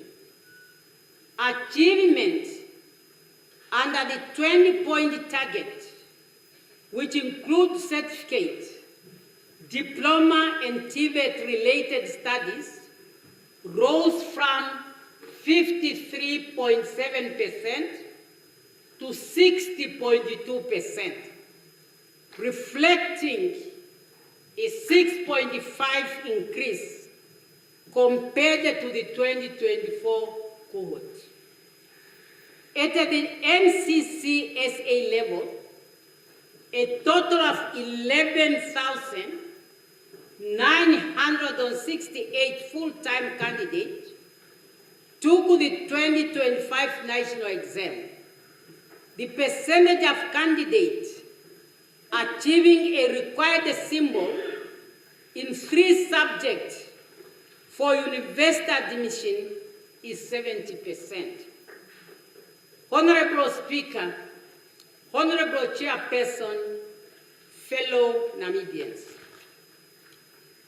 In the creative industry, from April 25 to March 2026, the country attracted 59 foreign film projects, showcase Namibia's stunning location, while local filmmakers produced 36 films. Those activities created 1,204 temporary jobs in catering, transportation, hospitality, crew, cast, and producers, and led to the local high earning about 18.86 million Namibian dollars. Overall, both foreign and local film production contributed an estimated 47 million Namibian dollars into our economy. To further boost the industry's growth, the Namibian Film Commission invests 200,000 each year in skill development program through a 3-year partnership with the University of Science and Technology.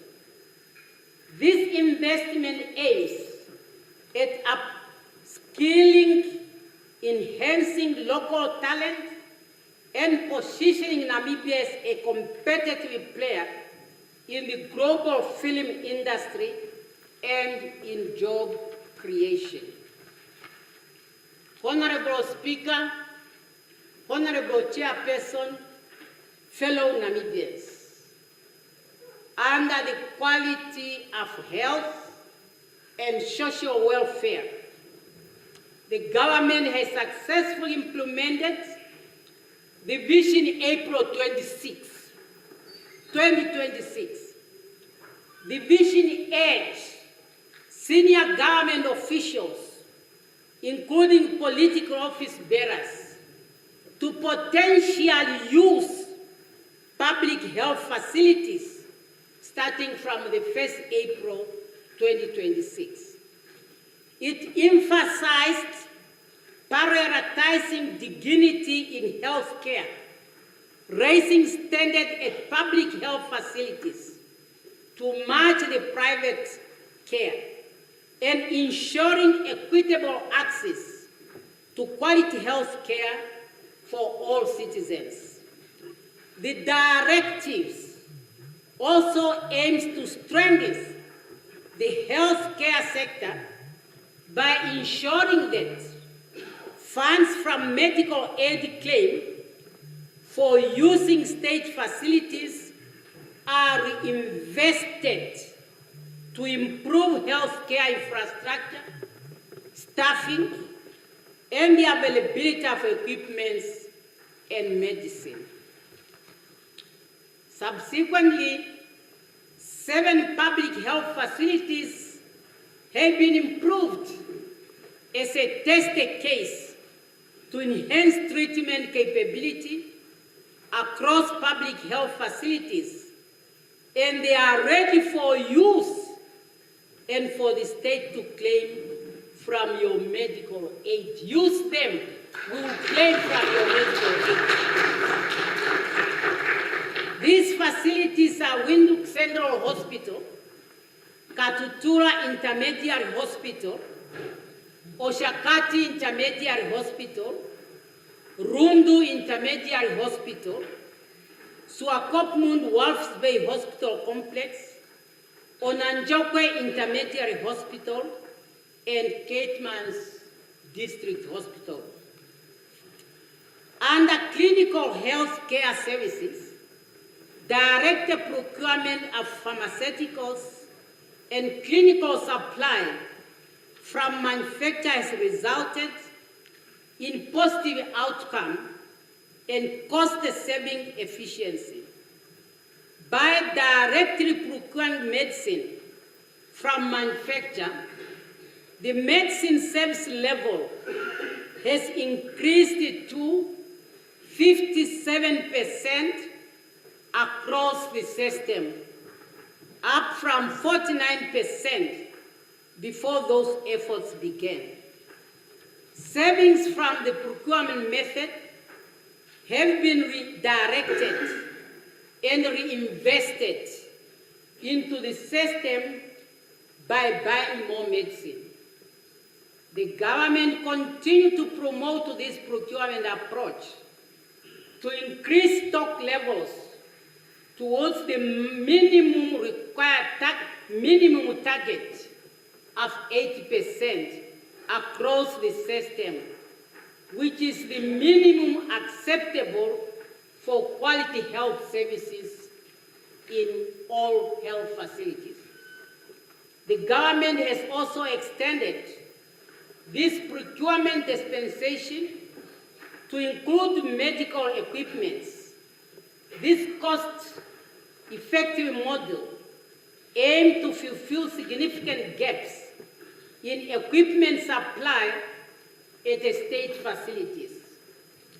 An award of 164 million has been granted at one well-known medical equipment, renowned medical equipment manufacturer for deliveries which to be done in the next 3 months. This delivery include, among others, the CT machine designed for Caitmans Hospital. It will be the first in Caitmans. And then 126 ECG machines, 22 mobile X-ray machines, very important. Now if you go to Katutura and you want to go for X-ray, they don't bring you to the machine. If you cannot move, they bring to your bed, and it's just as good as you are going to the X-ray room. I saw them, I was there. 39 general ultrasound machines and 548 vital sign monitors. Furthermore, 36 ambulances were purchased and distributed nationwide to ensure emergency health care services. Also, 34 vehicles were acquired, with 14 designated to support outreach efforts for preventive and healthy promotion activities in communities. Regarding human resources for health, the government has hired 3,471 employees. This rapid recruitment has led to a better service delivery and shorter waiting times at health facilities. Go to Katutura, you want your medicine. If you stay longer, it's 15, 20 minutes. During the year under review, over 51,000 people with disabilities received assistive device and a vital step towards ensuring mobility and full participation in society. And more than 1,235 wheelchairs were purchased and distributed. I'm pleased to report also that 4 clinics and 1 health centers have been completed. This is the Onangulo Clinic, Ompunja and Onamkulo clinics, as well as Mambushe clinics. At the same time, the Osing Care Health Center was also upgraded. The Makulili Clinic in Okuryongava Health Center in Windhoek, the Makulili Clinic and Okuryongava Health Center in Windhoek are now opening 24 hours, including weekends. Also, 5 specialized units have been completed and they are full operational in the following hospital. Katima Murilo ICU is functioning. Caitmans, Katima and Walfish Bay, you have functioning kidney dialysis. And the new Nando intensive care unit in Swakopmund is also functioning. The Walfish Bay Oncology Center, the first oncology center and chemotherapy facility outside Windhoek, was inaugurated in February 2026. A new 120-bed maternity ward at Onanjokwe Intermediary Hospital is open, and a 17-bed intensive care unit at Oshakati Intermediate Hospital have been completed. Go and see it. Honorable Speaker, Honorable Chairperson, fellow Namibians, the government successfully contained the cholera outbreak in Opuo and Mpox outbreak in Swakopmund and Crimea Congo hemorrhagic fever outbreak in Hobabes. An 89% nationwide vaccination rate was achieved against the circulated vaccine-driven poliovirus type 2, which was detected in Rundu, Windhoek, and Hobabes. In our efforts to enhance service at public health facilities, the government has restored hot water at Windhoek Central Hospital with a budget of 6.4 million after 15 years without water. It was very sad. And we are busy now with the Katutura Hospital. Hot water is hot water.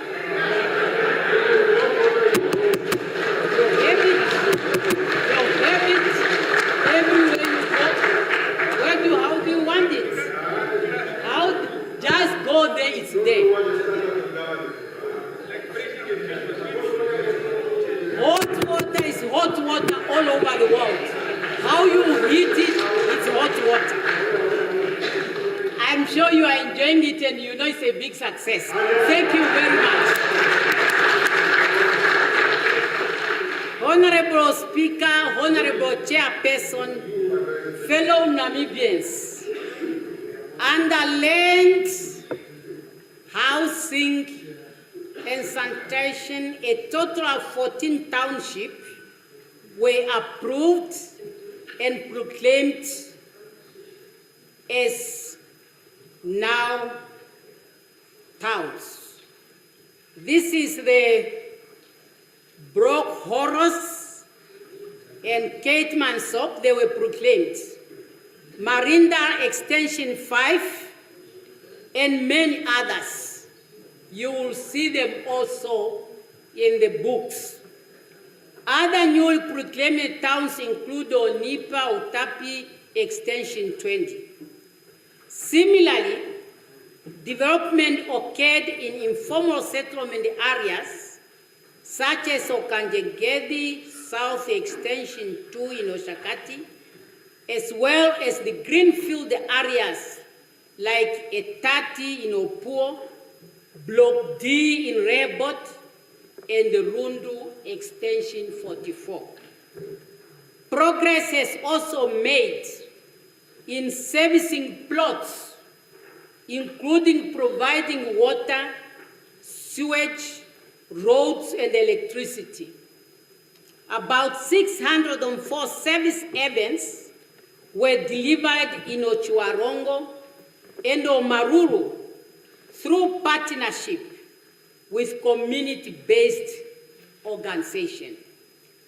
Land servicing initiatives have begun in Windhoek with 5,000 events, and in Walvis Bay, Rundu, Oshakati, and Caitmans, each 1,200. Remember, these are the 5 towns that are highlighted in the SWAPO election manifesto and the NDP 6. Under the Affordable Low-Cost Housing Program, the National Housing Enterprises delivered 112 housing units in various localities, including 58 units through the well-known Mass Housing Development Program. In Windhoek, and the 3,106 units by the Shack Dwellers Association of Namibia across all the regions. Ongoing constructions under the MHDP includes 304 houses in Windhoek and 24 in Opuo. Sanitation facilities have been built in informal settlement, including 250 units in Windhoek and 1,019 rural toilets had been installed across regions. This enhancement have led to a better public health, safer environment, and improved community well-being. The government continues to promote equitable land access through comprehensive land reform and resettlement program.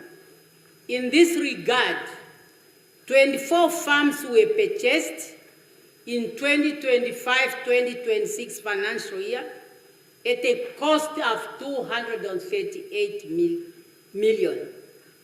10 farms for National Resettlement Program, 11 for general farmer workers and farmers in corridors, and 2 farms for the resettlement of Botswana of Namibian descent, and 1 farm in the vicinity of Nectra Dam. We have resettled some 52 people during the period under review, and the program is going on.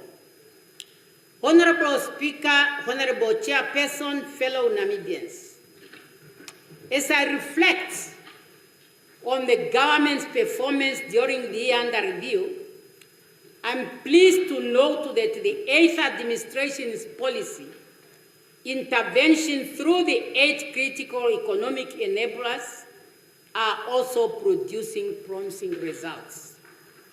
The mining sector continue to significantly contribute to the GDP, foreign exchange earnings, and job creation. During the 2025-2026 financial year, the sector generated over 64.7 billion in export earnings, and collected 1.4 billion in royalties, while 508 jobs were created. The uranium and gold subsectors have surpassed the diamond due to their global demand and high price, while diamond prices have declined because of the influx of labor-grown diamond flooding the market. At the 2026 Investing in Africa Mining Indaba, held in Cape Town, Namibia officially became a signatory to the Rwanda Accord, an industry-led initiative aimed at protecting the natural diamond category through coordinated global marketing and consumer education. A study on strategies for the sustainable use and value addition to Namibia's strategic raw materials and critical raw materials has commenced. Work on developing the mineral beneficiation policy has also begun, and the Prospection and Mining Act of 1992 is under review to meet the sector's current needs. Honorable Speaker, Honorable Chairperson, fellow Namibians, regarding energy, our efforts focus on ensuring sustainability and reliabilities for all our citizens. Several energy projects are underway, mainly concentrating on biomass, solar, and other resources. Together, those projects total over 8 billion, and once full operational, they will boost the electricity generation capacity from the current 759 megawatts to 903 megawatts this financial year. A series of infrastructure and development projects has been initiated to enhance rural electrification, with particular focus on public schools and essential services across the country. Oil and gas. Oil and gas.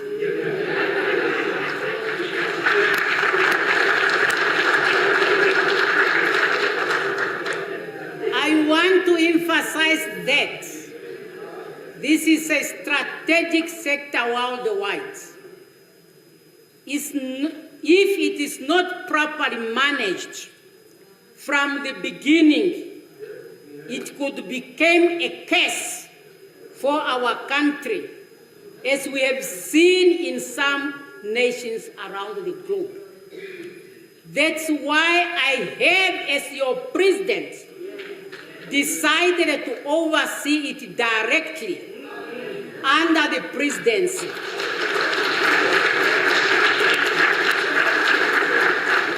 Through the oil unit, with an initial staff establishment of 26 people, that would expand up to 141. I am therefore calling on you, honorable members of parliament, to join me in this effort. The first step you can make is to pass the Petroleum Amendment Bill before Parliament.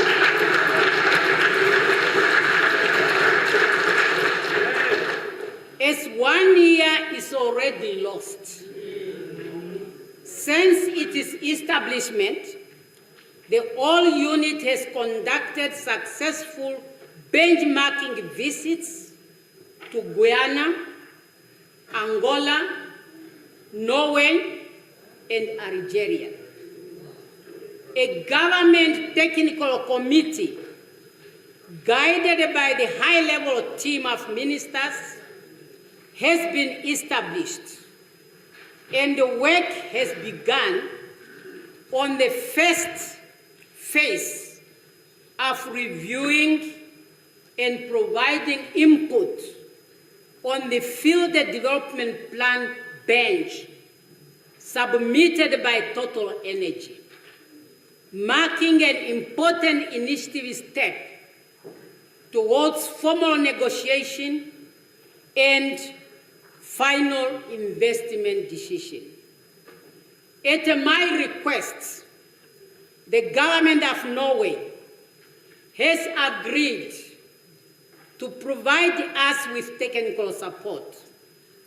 One of the Norwegian delegated officer, who was part of the team that drafted Namibia Petroleum Act of 1992, visited Namibia for a week last month, and they are currently in contact with the old unit in the presidency.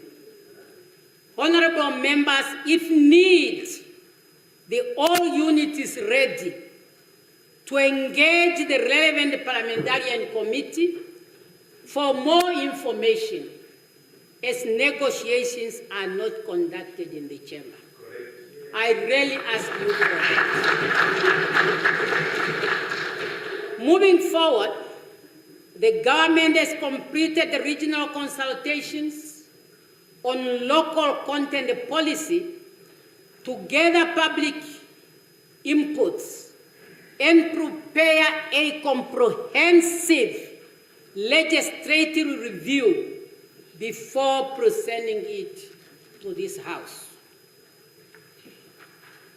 Honorable Speaker, Honorable Chairperson, fellow Namibians, tourism positions our nation as a top destination. In this regard, our national park brought in a total of 183 million from entrance and conservation fees. Conservancies earned a total of 109 million in 2025 through joint ventures, concessions, and conservation funding. Regarding infrastructure development, staff houses and offices at Hardap Game Park, Namtoni, Caitmans, and Danfreyun Game Park have been renovated at a cost of 4.4 million. Furthermore, 183 kilometers of Etosha National Park has been upgraded with an additional 15 kilometers, and of course the Mahangu Park has been also upgraded with 13 kilometers. This is aimed at improving tourism infrastructure, conservation efforts, and wildlife management, while reducing human-wildlife conflict and promoting biodiversity conservation. Honorable Speaker, Honorable Chairperson, fellow Namibian, water. Securing water resource remain a key priority for the government. During the reporting period, rural water supply coverage grew from 83.5% to 84.9%, thanks to ongoing investment in this resource, which is a life. The government completed drilling 94 new boreholes, installing 135 water supply installations, rehabilitating 51 boreholes, and constructing 55 distribution pipelines, enabling 2,000 886 household water connection in rural areas in Namibia. In November 2025, I inaugurated the 250 million Ohangwena 2 well field, supported by the African Development Bank. The government signed a 75 million euro agreement with KfW to help funding the Omundaungilo Omtewonime pipeline, which will provide much needed relief to communities in eastern Ohangwena and Oshkoto regions. The second largest water supply project currently in progress is the Rundu Water Treatment Plant extension, valued at 650 million Namibian dollar. This project aims at providing water to Rundu and surrounding communities within the 100-mile radius in both Kavango East and Kavango West. In the Zambezi region, funding from KfW and the African Development Bank has been obtained for constructing a new water treatment plant, storage reservoir in Katima Murilo, and new rural water pipes. In the Karas region, the Naute Caitmans pipeline replacement project has begun to modernize the aging pipeline at a cost of 200 million. At this point, honorable members, I would like to inform you and through you the nation that Namibia President is a co-chair of the Global Water Partnership for Africa, alongside with the President of Senegal and the Prime Minister of the Netherlands. Similarly, our country is honored to be designated to host the headquarters of the Global Water Project Organization, which will now be relocated from Sweden. The project aims to strengthen Africa's capacity in water governance. As the host of the headquarters, Namibia will have an opportunity to learn more for the country's benefit. Honorable Speaker, Honorable Chairperson, fellow Namibians, the fishing sector remains a vital part of Namibia's economy, contributing 4.1% to GDP, generating 14.3 billion in export, and supporting over 21,000 direct jobs across the value chain.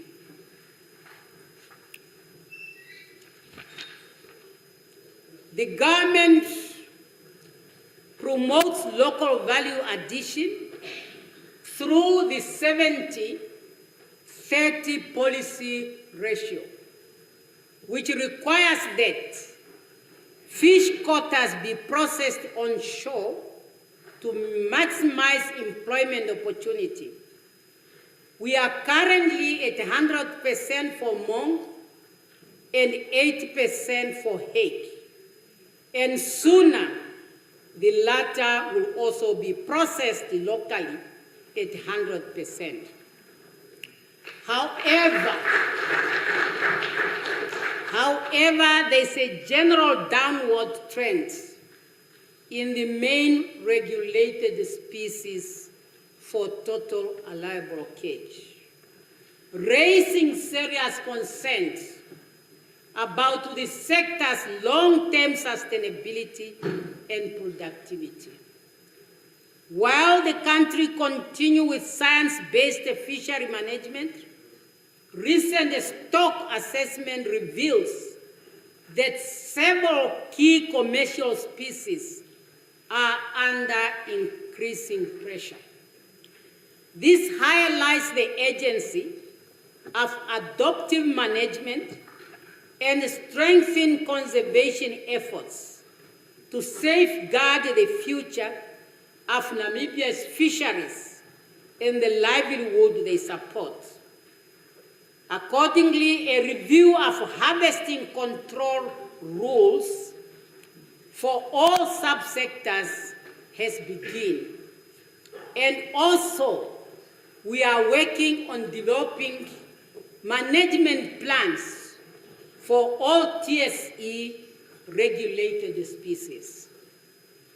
Honorable Speaker, Honorable Chairperson, fellow Namibians, on transport and logistics, the government demonstrated its commitment to improving transport infrastructure by completing several key projects.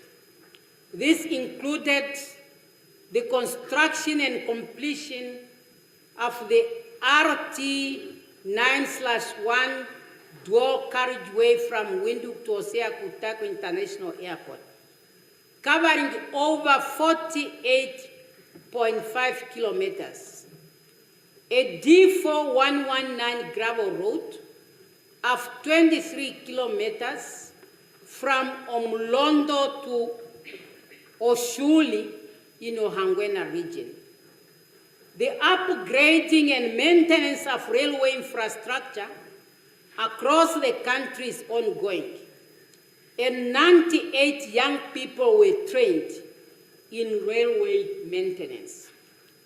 The procurement process is underway for the Trans-Zambezi Railway project and the Ondangwa-Oshakati Northern Railway Extension Phase 3.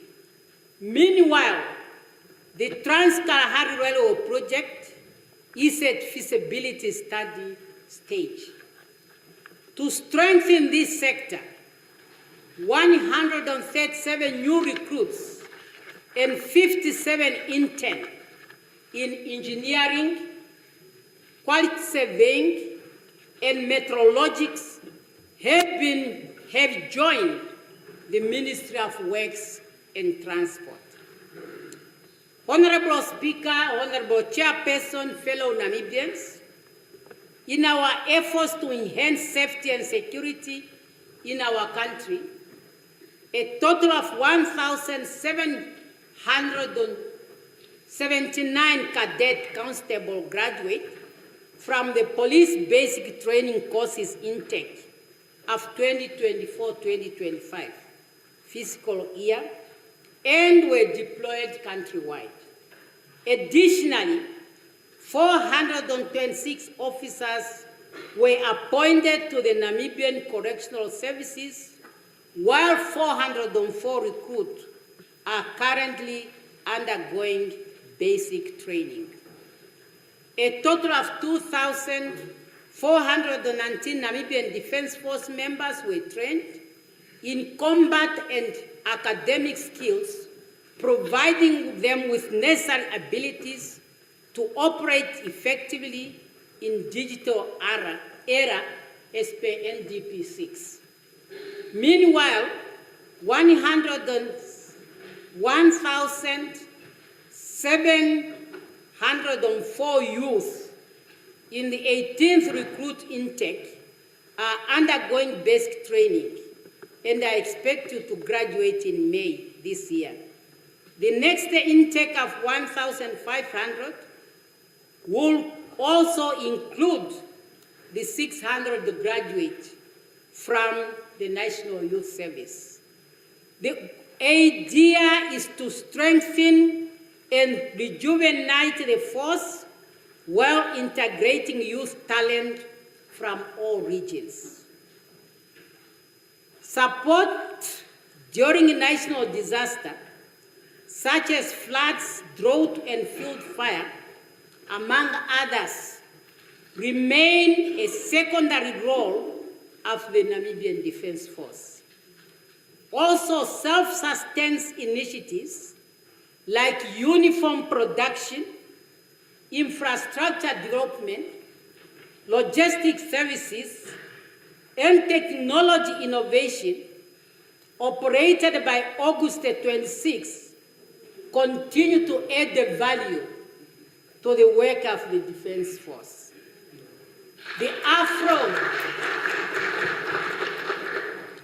Afro Tower project, which will be specialized in cattle ranching and horticulture, will soon be developed in Kavango West. Home Affairs and Immigration, since the visa on arrival system became operational on the 1st April 2025, closer to 344,000 visas were issued, generating over 490 million Namibian dollars, which came to the state. And to attract investment, an investment visa will soon be introduced, and all bottlenecks related to immigration services are being addressed. Honorable Speaker, Honorable Chairperson, fellow Namibians, regarding social welfare, the government continues to honor the sacrifice of the veterans of the national liberation struggle and support the dependents of deceased veterans. In this regard, a total of 1.2 billion was invested in programs and projects to improve veteran affairs, veteran welfare. These projects include gratuities, subsidies, and welfare grants, an amount of 982 million. Funeral assistance, 2.1 million. Medical support, 800,000. Individual veteran project, 1,770 veterans were assisted, and the amount of 300 million was used. Psychosocial support to all veterans, exhumation of remains of foreign combatants, particularly in the regions Kunene and Ohangwena, are also part of these programs. Through these measures, the government emphasized its dedication to protecting veterans' dignity, welfare, and recognition. On disability affairs programs, 217 students have benefited from educational support programs across all 14 regions, totaling 7.8 million. Additionally, 1,940 beneficiaries with severe disability have received support tailored to their specific needs. The revised national policy on disability was launched on October 27, 2025, reaffirming government's commitment to equality, dignity, and non-discrimination of all citizens. Regarding indigenous minority, we say vulnerable communities, but no one's vulnerable. Food for feeding programs was purchased at a cost of 123.9 million. Students were registered at higher education institutions at the cost of 10.3 million, which covers tuition fees and accommodation. Remember, it's the year that goes. Don't confuse it with this year, where the tuition fees are subsidized. Families of 103 deceased indigenous people were also assessed with funerals costing 1.8 million. And having successfully launched the issuance of national document for indigenous minority communities, to date, 24,959 documents were issued. Honorable Speaker, Honorable Chairperson, fellow Namibians, with regard to environmental affairs, the government approved a project preparation feasibility application for climate resilience enduring earth for Bolivia and Namibia project, implemented under the Worldwide Fund for Nature, which received 4.6 million from the Green Climate Fund. The forestry sector's contribution to Namibia is promising, with the bush biomass subsector generating 2 billion in export revenue for charcoal industry during the period under review. Honorable Speaker, Honorable Chairperson, fellow Namibians, nations and states are distinguished by good governance. According to the Moy-Abraham Index of Africa Governance, Namibia scored 63.9 out of 100, ranking 6th among 54 African countries. In media freedom, Namibia improved from 34 place out of 180 countries in 2024 report without border World Press Freedom Index to 28th place in 2025 index, with the score increase from 74.16 to 75.35, Namibia becomes second in Africa.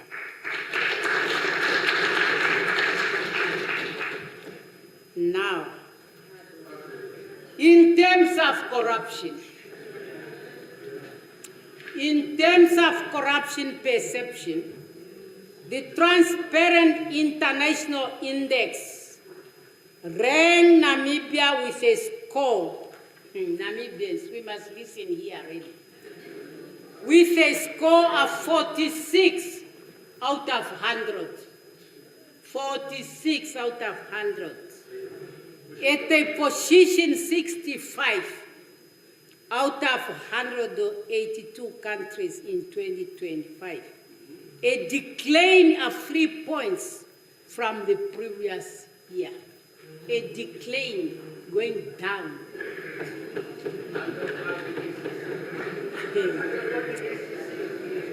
On this note, I would like to re-emphasize that. I want to re-emphasize fighting corruption is not only the work of the government, but it is a collective national responsibility for all Namibians. Let us join hands in the fight against this social evil.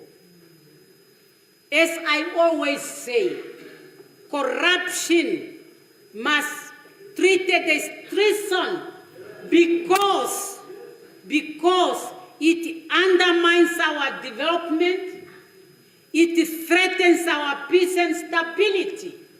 We must really fight it. We must fight it. Our government continues to promote decentralization and strengthen governance system at regional and local levels to improve service delivery and increase accountability. Accordingly, the following services were decentralized to the 14 regions. Under health, social services, under health, primary health care services, disease prevention, health promotion, disease control, and pharmaceutical services are decentralized. Agriculture and fishery and land reform has transferred agricultural extension functions to extension services, plant and crop production advisory services, plant health, engineering services, and project supporting services. Honorable Speaker, Honorable Chairperson, fellow Namibians, as we advance our domestic agenda, it is equally crucial to emphasize Namibia's ongoing commitment in international relations and trade.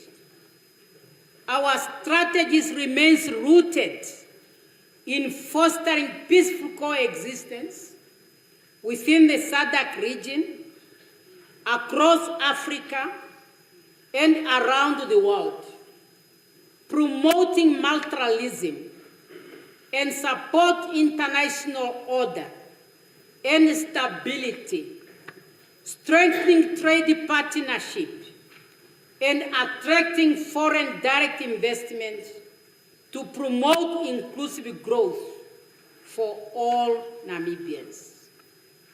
On bilateral relations and cooperation, Namibia remains dedicated to strengthen both bilateral and multilateral partnership, advancing our national interests while contributing to peace, security, and prosperity across regions, continent, and global level.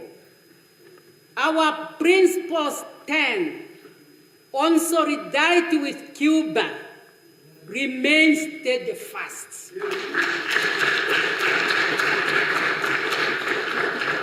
We also continue to reaffirm our support for the right of the Sahrawi and Palestinian people to self-determination and independence, as outlined in the Charter of the United Nations and grounded in international laws. Namibia expressed concern over the increased conflicts in the Middle East.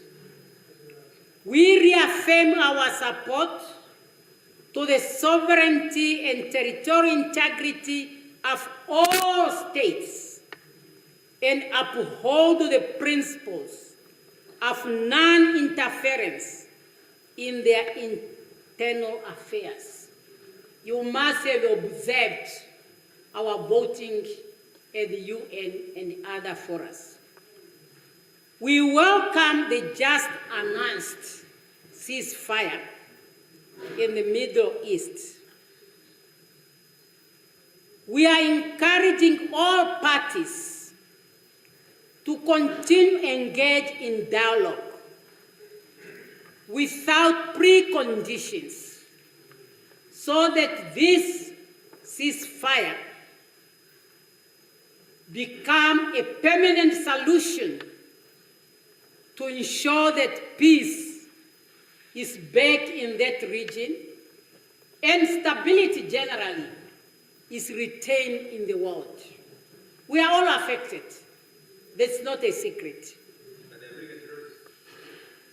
In keeping with the SADC tradition, Honorable Speaker, Chairperson, fellow Namibians, upon taking office, I made official introductory visit to Angola, Botswana, Mozambique, South Africa, Tanzania, Zambia, and Zimbabwe. His Excellency Prime Minister Narendra Modi of India also made his first visit to Namibia, coinciding with the 35 years of diplomatic ties, marking an important milestone in strengthening Namibia-India cooperation in trade, investment, energy, and technology.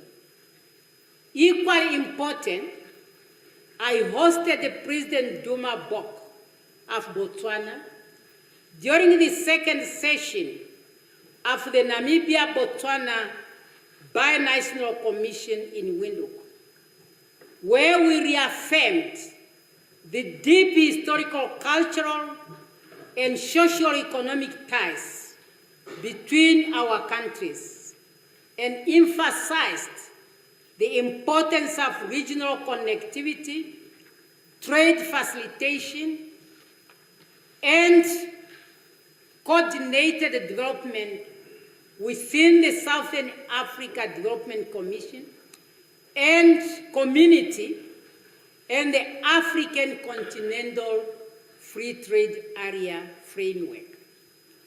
Namibia continued to advocate for reforming of the United Nations system to improve coordination, responsiveness, and legitimacy, while pushing for Security Council reform that ensure Africa's rightful representation.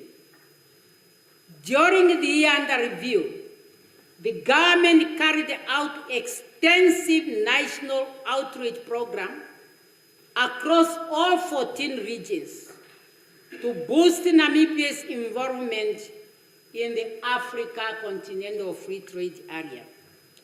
Those business consultations united the regional leadership, the private sector, small and medium enterprises, youth enterprises, and financial institutions, offering crucial platform to promote awareness of the opportunities available through the Africa Continental Free Trade Area Single Africa Market. Namibia exported its first shipment of 45,000 tons of salt under the Africa Continental Free Trade Area in June 2025 to Nigeria. This marks the start of a new market for Namibian product. Namibian businesses have gained market access for marula, essential oils in cosmetics sectors, mutton, and seal oil in China, that in Canada and India, past in Zambia, salt in Nigeria and Ghana, and hides in Kenya. So those are the markets now open for Namibia businesses. Honorable Speaker, Honorable Chairperson, fellow Namibians, as I come closer to the 2026 State of the Nation Address, I must say, under our call, no business as usual. The 8th administration has made progress across all sectors, reflecting a collective effort towards the vision of prosperity, inclusive, resilience nation. I thank all my colleagues in the cabinet, from the Vice President to all of you. I thank our members of Parliament. I thank the Namibian nation. Of course, I thank my party, SWAPO Party.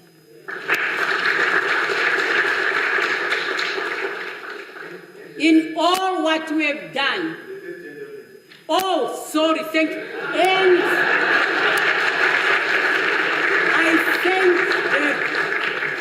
I thank the first gentleman.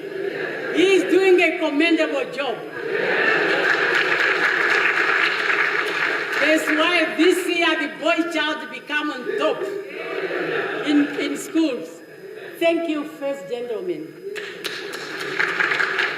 I said in everything we do, our focus is job creation in order to face poverty.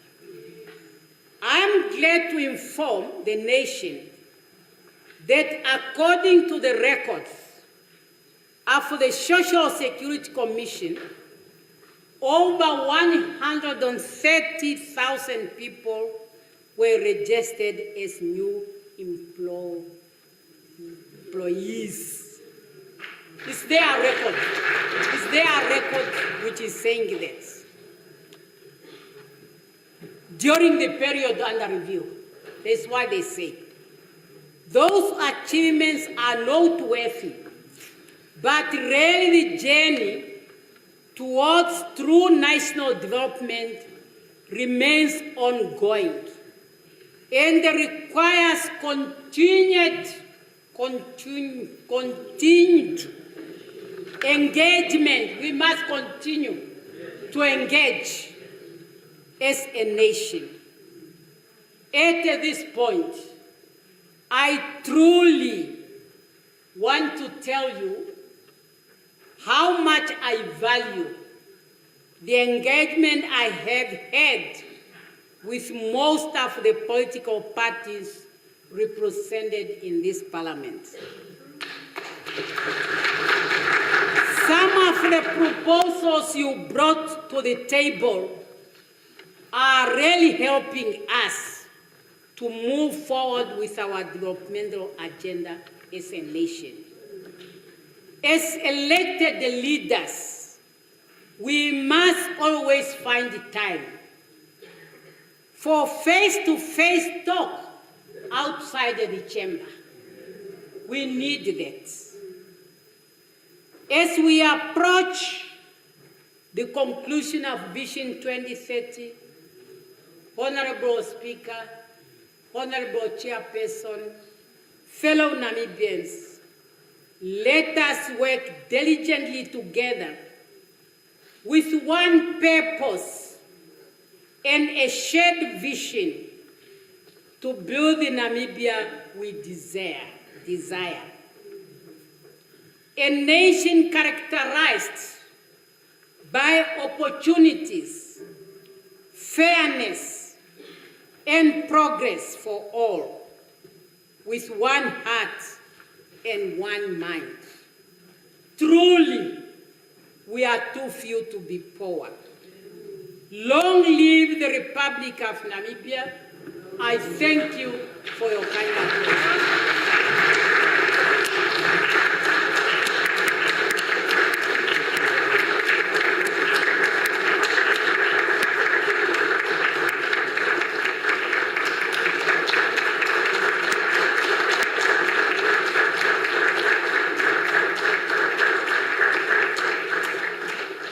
Thank you very much, Your Excellency.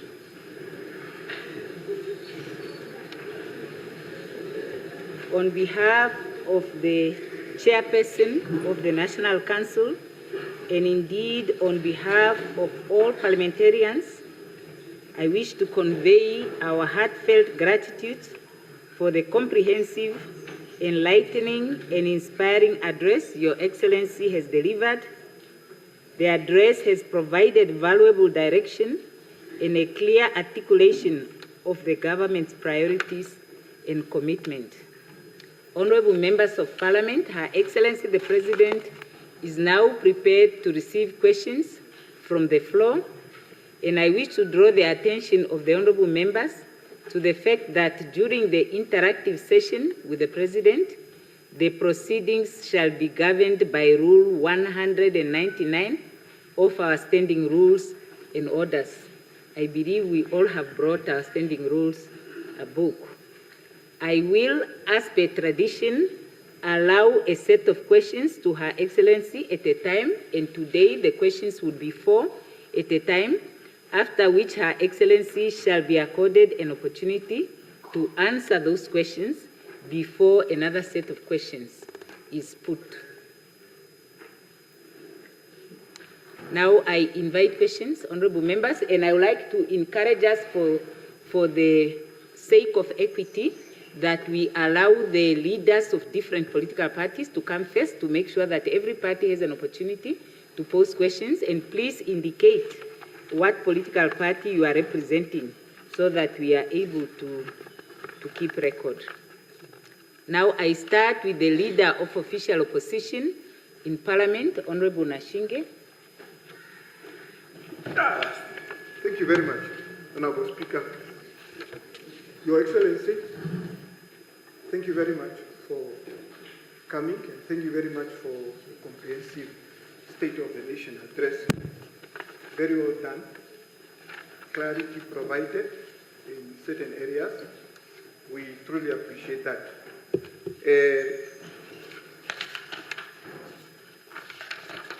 I have few questions that I just wanted to touch on behalf of the Independent Patriots for Change, the official opposition party in the Republic of Namibia. Your Excellency, let me start with education. It's unfortunate that the tone has changed. I was looking forward to our motherly president shouting, fees must fall, but now it's the other way around. But Your Excellency, the policy itself is well appreciated and welcomed, even though it comes with few challenges. Our institutions of higher learning were unfortunately unprepared by this progressive policy direction. With the current 30% pass rate that we saw last year, now entering university, some of the institutions in terms of capacity space, I can give an example of NAST. They are struggling now to provide sufficient space for the students. In weekends, for example, when they are writing tests, and probably towards the examination, the facilities or the halls that they have are not sufficient to accommodate all these students. Now, imagine the pass rate is at 100%, something that we are all desperate to see as a country, so that we have every child in this country finishing secondary school to university. Your Excellency, the institution, unfortunately, they don't have capacity to absorb everyone at this point in time. What concrete plans are in place to expand our institutional capacity in line of this ambitious and progressive policy?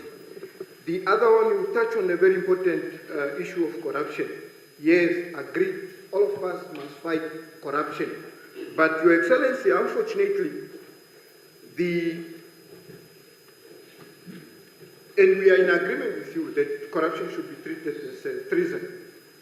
But fighting corruption, while the appropriation bill that is before Parliament comes with little money to support ACC in order for them to get their jobs well done, And we understand, for example, that a lot of investigators are leaving the institution. Replacing them on time and recruiting and perhaps having packages that are attractive to these colleagues becomes a problem. So, Your Excellency, this declaration on fighting corruption is really a political will, or it is really just politics? Because if that's the case, we should be able to fund anti-corruption properly so that they have no excuse in making sure that they execute their mandate and investigate and prosecute issues of corruption. On unemployment, Your Excellency, you promised 500,000 jobs. And I was counting here the numbers that you were giving us in your comprehensive address. And I think we are not even close to 5,000 jobs created. And the 130,000, it's quite interesting, and I think we should have a proper conversation so that we have a proper understanding. What is this number all about? Is it companies being registered that are dormant, being registered just because it is a requirement, and hence the number going up? So on unemployment, Your Excellency, I just wanted to understand as to which specific sectors, not those that you have highlighted, but in general as a country, have you and your team looked at to arrive at the 500,000 jobs that you have promised us? Honorable Member, can we have those 4 questions? Yeah, I'll finish so now. We have the... Yes, the other one, Your Excellency, you emphasize on the economic diplomacy and foreign policy. Agreed 100%. But Your Excellency, unfortunately, the budget again that is before Parliament, much of the allocation is going to protocol, is going to expenditure, and it is also going towards international, the upkeeping of international missions. What about trade? Because trade is more important for all of us at home and abroad. And the last one, Your Excellency, final one, okay. on Honorable oil and Member, gas. Can you just hear from me yes, for a moment? final one. I know. Just hear me out. You are now going to 6 questions. Now, if I'm to give 4 members, and they are to ask 6 questions each, it's 6 times 4. That's the total number of questions. So, Honorable, the ones that are following Honorable Nashinge, can we agree to make it not more than 4 questions at a time? There can be another opportunity, but the questions will become unmanageable unless if the President has to answer after every member has spoken. Because she can't have 15 questions at once. The last one, please. Yeah. You have another opportunity. Your Excellency, on oil and gas, Namibia expects first oil before the end of your term. And yet today in April, last year, today I mean, the Judicial Sovereign Wealth Fund, I know you touch a bit on it, but I think it's worth mentioning. This fund has not enabling legislation yet the unit is up and running already. And I saw we have allocated 20 million to it. That is now the upstream unit operation, which is operating without a statutory authority and about 101 of your own office. And the PEL 104 was transferred in a manner the Minister of Mines itself declared unlawful, and the Petroleum Amendment Bill proposes to centralize a licensing power under the presidency. Your Excellency, Madam President, will you tell this House and the Namibian people today by what authority is your office currently issuing, transferring, and administering petroleum licenses, and on what date will you table the Judicial Fund bill to the rules governing our oil wealth exit before the wealth itself? Thank you very much. Yes, thank you. Honorable Benani. Honorable Speaker, the strangers of the House, Vice President, First Gentlemen, Service Chiefs, Excellencies, Plenipotentiaries of State, Madam President, there is a hymn in my language that says, Yuandorondiro, Nuhishevi Kuro, Muhona Wanje. The hymn says, this is the day of death. What shall I say, my Lord? Quote unquote. Being a day of death, I don't want to quarrel with you, Madam President, rather than to raise a few issues that I think are very important for our national interest in our country going forward. One, Madam President, as a former Foreign Affairs Minister, a renowned, respected diplomat, our foreign policy is very mum and quiet when we see our neighboring country, South Africa, being bullied by the United States of America. I do not hear the sound of SADC, the sound of our country, at protecting a fellow country being bullied by a superpower in the world. Why are we mum on that issue? On the economy, Madam President, national interest drives the party that I lead.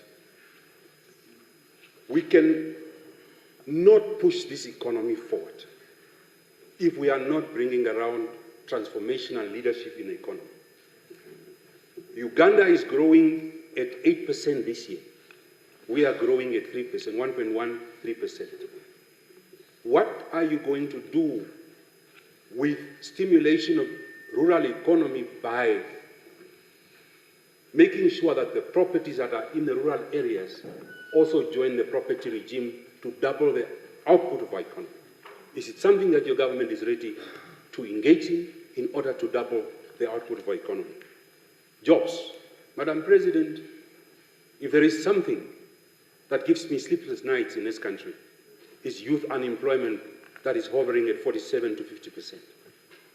The only industry that can salvage young people to access jobs is the agricultural sector.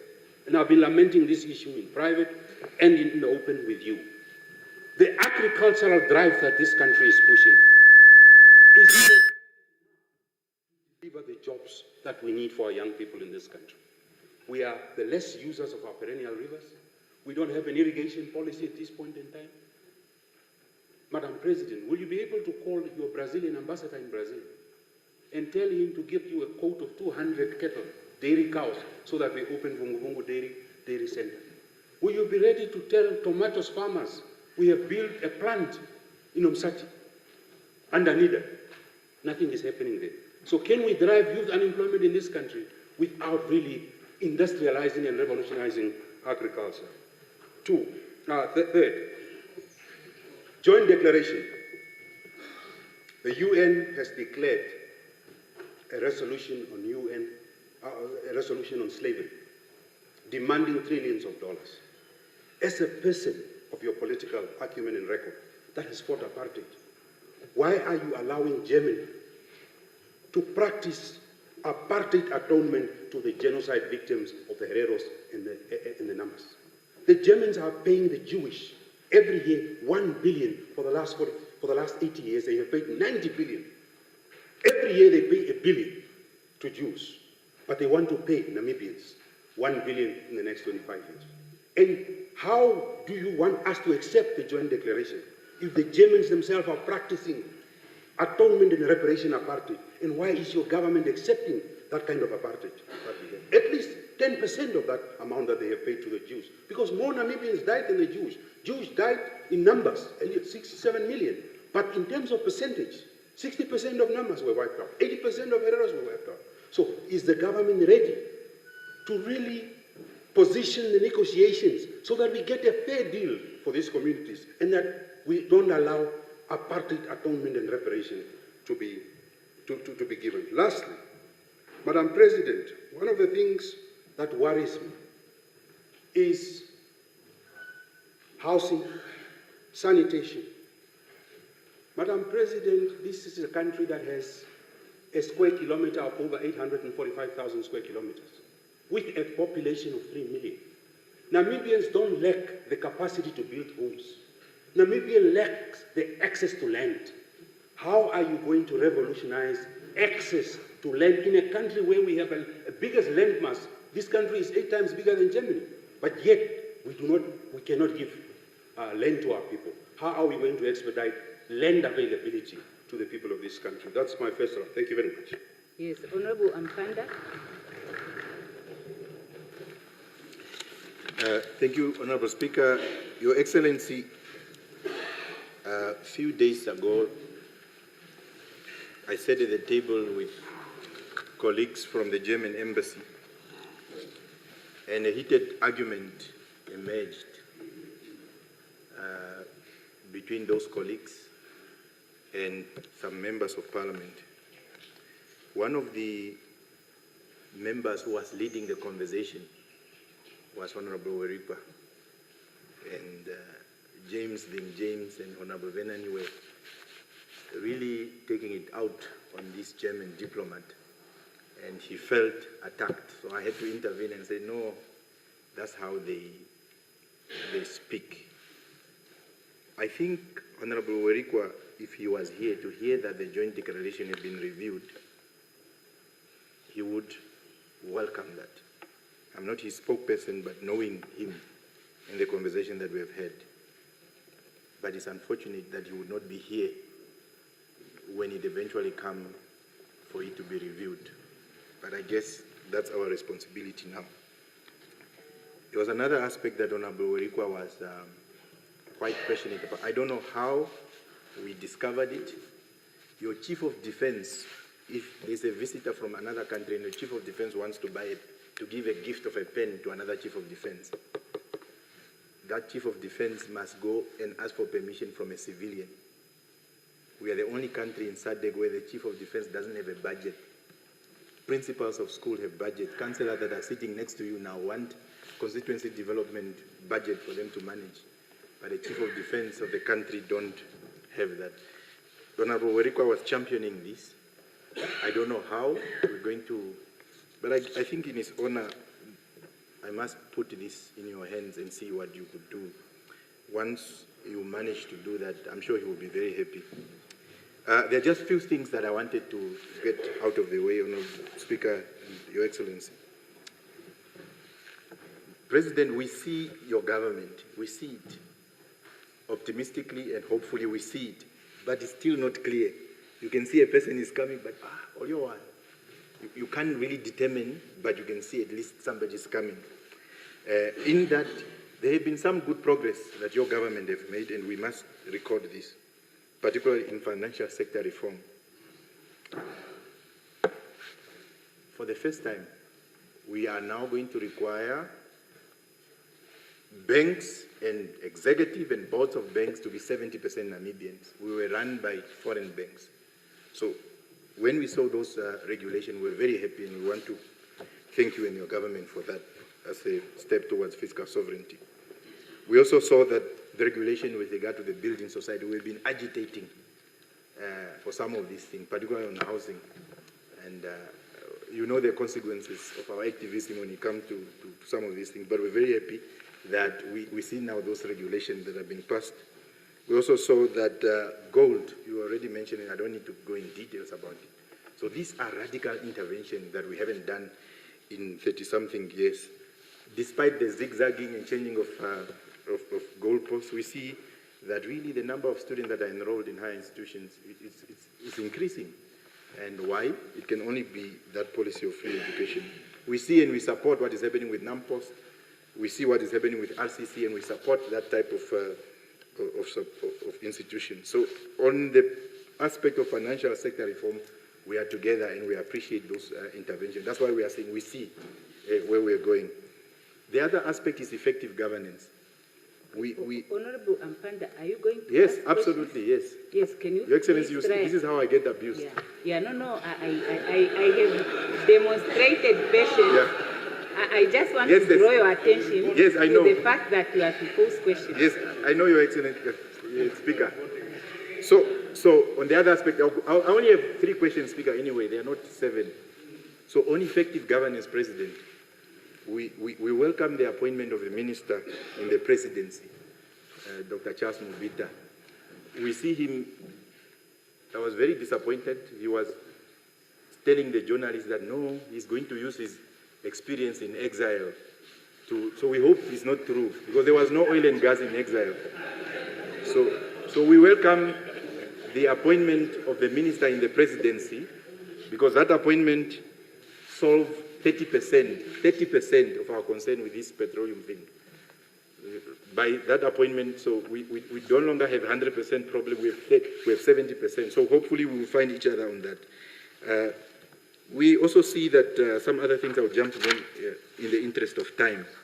Now, Your Excellency, the former Minister of Agriculture was here, and he told us that the red line will be removed, the cabinet have decided, and the new minister never said a single word about the red line. So we want to understand what is happening there, Your Excellency. Are we coming or are we going on that red line? On the task force, we are very happy to hear that they've delivered their report, but we are actually wondering if you get a managing director of a private hospital to come and give advices on the public sector, would he give advices that are going to outperform the public sector to the private sector? So we're just cautioning, we hope we are checking those aspects carefully. Now, the specific question that I have, that I invite Your Excellency to, is that somebody that you know asked me to go and read a document called Agenda for Change. And I took that advice and I went to read, and I discovered that in that document, that particular person was actually part of the visit to several countries, including Jamaica, Costa Rica, and others. You are talking about business as usual. This unusual. This parliament is business as usual. This document, this parliament, you can't even find researchers, you can't even find, some members, apparently they cannot find toilet papers in parliamentary toilets, but that's not my issue, is that the institution as a whole doesn't function. But when you read this document, Agenda for Change, since 1995, 31 years later, I realized that the problems that we are complaining about were already identified in 1995. Your Excellency, do you still stand by the ideals and proposal in this document? Yeah? Do you still? Because in this document it even speaks about a Parliamentary Service Commission that we are stuck with. Do you still, and will you assist us in accelerating the Parliamentary Service Act going forward?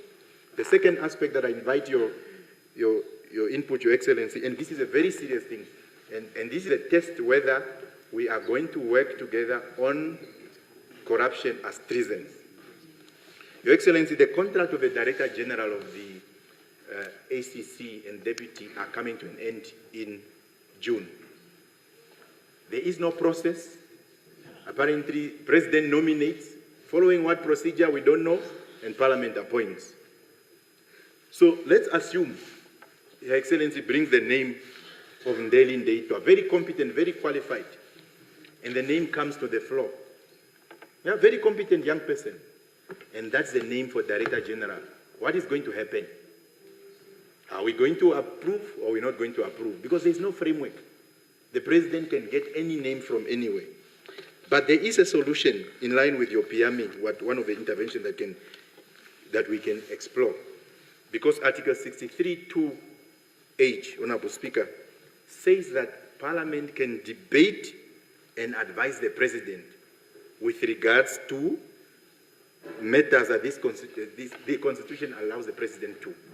So Parliament can debate in terms of Article 63 and make a submission to the President that these are the regulation and framework on what are we going to advertise, who's in the interview panel, and how does the President deal with this nomination going forward.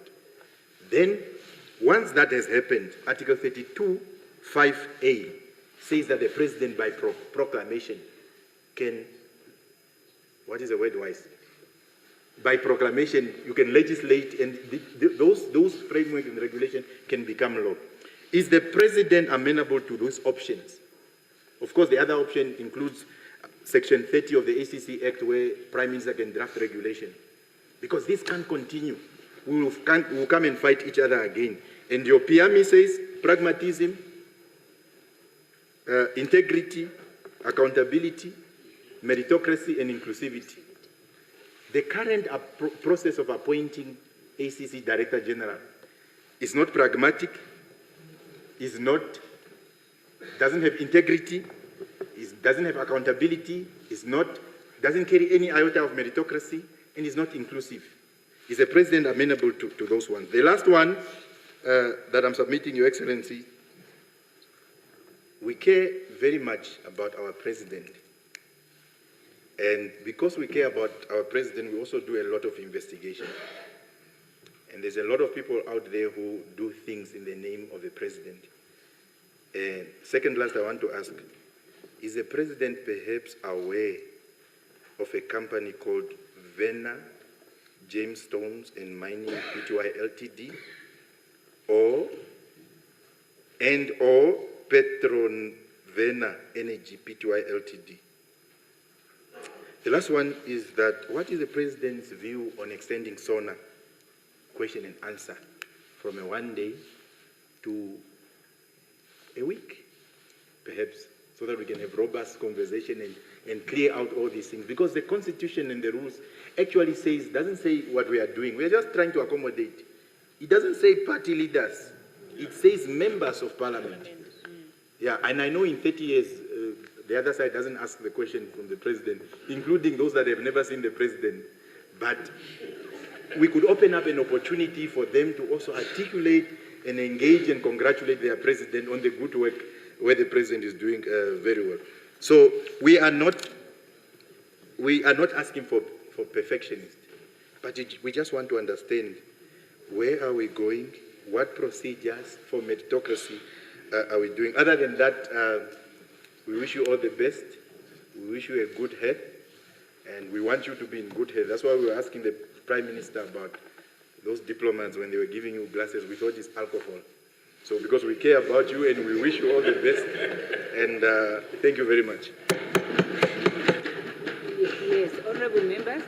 Now I will receive one more set of questions from Honorable Kandorodu, and we give the floor to the President to respond.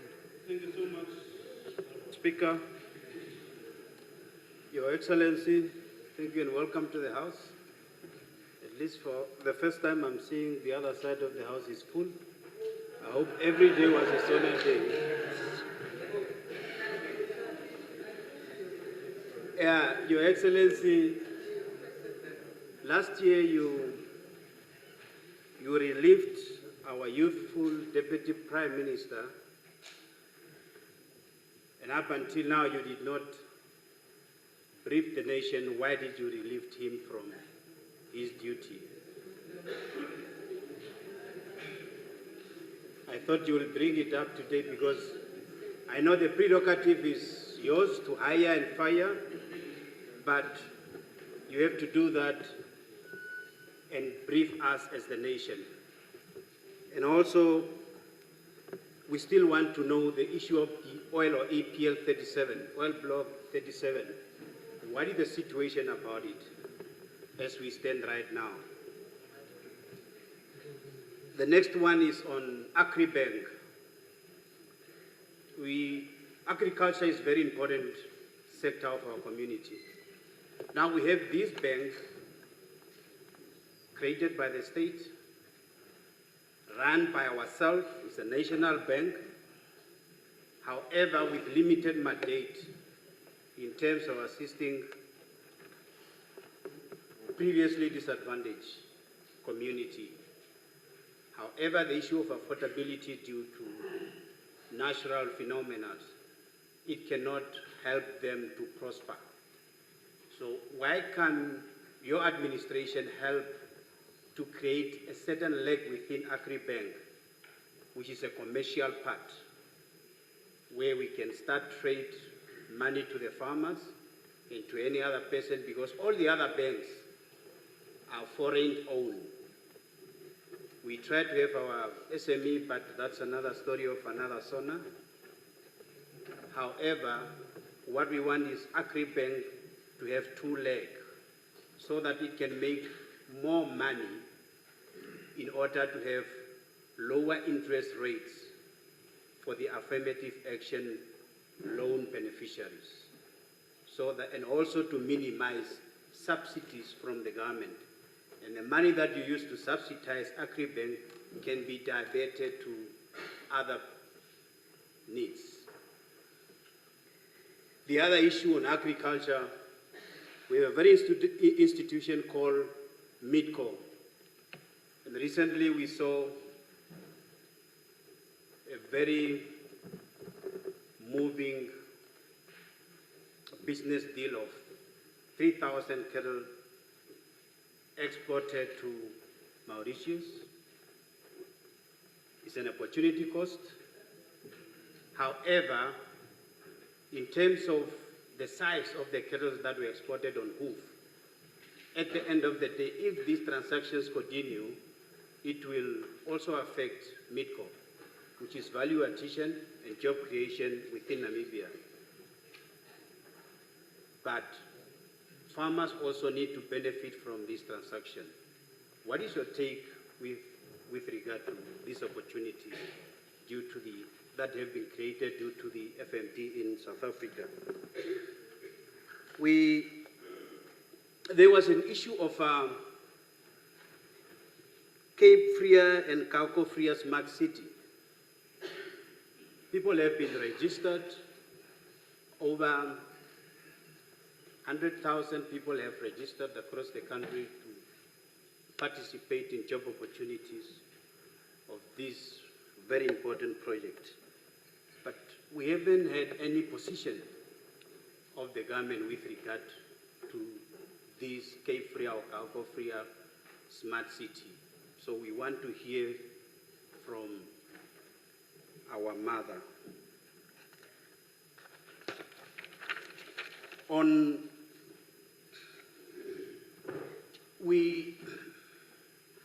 I always want to represent the minority. And I don't like somebody else to be oppressed. I take it personal. We have Ovademba communities in Ruakana district, Omusadi region. They have been fighting and crying to be recognized as the traditional authority. Why are they being deliberately enslaved by the government under Ukologati traditional authorities? They cannot be recognized. They tried, but we have very good example. You go to Oshinene, we have Damara communities staying at one locality called Okahungu, but they've been recognized. Just one or two villages. You go to Aminus constituency, there are 3 different traditional authorities. San, Bagalagadi, and Ovaherero traditional authorities. All they have their own different authorities and operations. But for Vademba people, why are they being kept under Ukologathi traditional authority? When are you going to recognize? Recently, you just recognized Pastor community, a similar minority also. So, after a long struggle. So, can you give and hand over what the Ovademba community deserve as a community? Finally, Honorable Member. Okay, finally. Yeah, finally. It's now 7 questions. Okay. No, not secondly. Finally, Your Excellency, just to emphasize, to amplify on the issue of housing and plots. Our plots and housing is very, very expensive in Namibia. And we are talking about housing, providing better housing.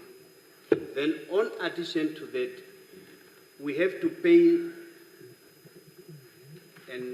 a car that costs 1 million, we pay in 5 years. Land Cruiser, V8, 5 years, 1.2 million. You paid off a house worth 800,000, less than $1 million. You pay over 25 years.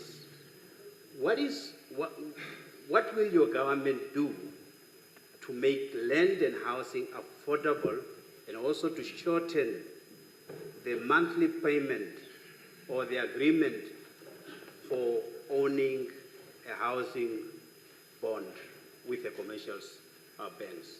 I so submit. Thank you. I now invite Her Excellency the President to respond to the questions that were posed.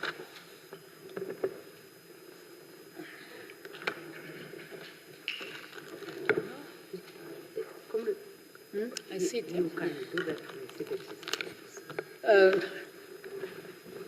Thank you very much, honorable members, and thank you for the questions, the concerns, and the inputs that you have made. The leader of the official opposition, your first concern is the students and the capacity of our institutions of higher learning. What it really tells us is that when we were putting up our institutions of higher learning, it was like we are planning for failures. However, we have to change that. I'm saying this because now that we have many students who have progressed, and because now no Namibian child is deprived to proceed to institution of higher learning, there is no more space for them. So we are now working on making sure that we have to create that space. That was a discussion. We had it as the Minister of Education. In fact, at one point I say, let us put them in the tents so that we can build the infrastructure. That was my, you see, because I said we cannot prevent people to proceed because there's no space at the next level. So what I'm saying, we have to work with those institutions in order for them to be able to take up everybody who's coming from the system. Just the same way we say, as they are now getting out of the system, they should not just become job seekers, but they should also become job creators. I'm saying this because someone was asking if now I'm giving this opportunity and I'm not creating jobs. No, I give you the skill, create jobs. I cannot say I will not train you because I cannot give jobs. The skill comes first. So that's a concern. We have learned, we have to address it. There's no way we can stop the process we have started that will encourage students to proceed. And then now the issue of corruption and the issue of supporting the Anti-Corruption Commission. You know, for now, maybe we talk about not having money, but really fighting corruption in the real sense of fighting it is not making millions and millions available. Unless you make millions and millions available for psychological change of our people's mind who are involved in corruption. You can put all your budget in the anti-corruption, but if people are not changing, that will be a problem. So we really need to work on, that's what I say, we need a serious psychological mental reform in Namibia. We cannot really be happy to be seen moving up in terms of being a corrupt country. So it's really sad, it's embarrassing, and we need to work on it. Yes, the Anti-Corruption Commission is our institution, we have to fund it, but we should not really hold to the view that the more money we give to the Anti-Corruption Commission, the more we are going to fight corruption. Corruption has to be fought within ourselves individually. So that is really the thing. So it's a will. It's really something that we need to happen, that we must fight corruption. We must stop it. It's not just a statement. It's real. It's real. So that's why since we came in, there were quite a number of officials who were shown the door in the public service. That happened. So maybe not mention is fine. Huh? Yeah, sometimes we also, but it happened. And there's a lot of work which is going on. And then the issue of the job, the number, the 500,000. Yes, when we say we have looked at how our economy should grow, because not all these jobs are going to be created by the government. So they are going to be created through the growth of the economy. And when we talk about all these projects that they are coming up, like when I talk about the 15 projects which are coming up, and the others that we have not mentioned, we are checking on them because they are the ones to create jobs. Before the end of this year, we must have our policy clearly on value addition. And through value addition, we are going to create a lot of jobs. I agree with Honorable Venani on agriculture, and we have been saying this. And the same program that we are having, which is now to revive and to boost our agriculture, the people we have been talking about on the Naktra Dam. So finally we got a farmer there. We bought that farm. And we are going to utilize that farm. And that farm is going to take up many jobs and many others that we have. We have also another farm when we say we are going to have mega farms, super farms. Already we got one. And very soon, last cabinet has decided we are advertising it, that super farm. And we already want how it should be run by those who are going now to be taking it up. So these are some of the activities we are going to, and just help us that when we bring things here, start them quick, let them come out for us to work, because some things we could have already started, but because we are stuck here, it's a big problem. One talked about Uganda.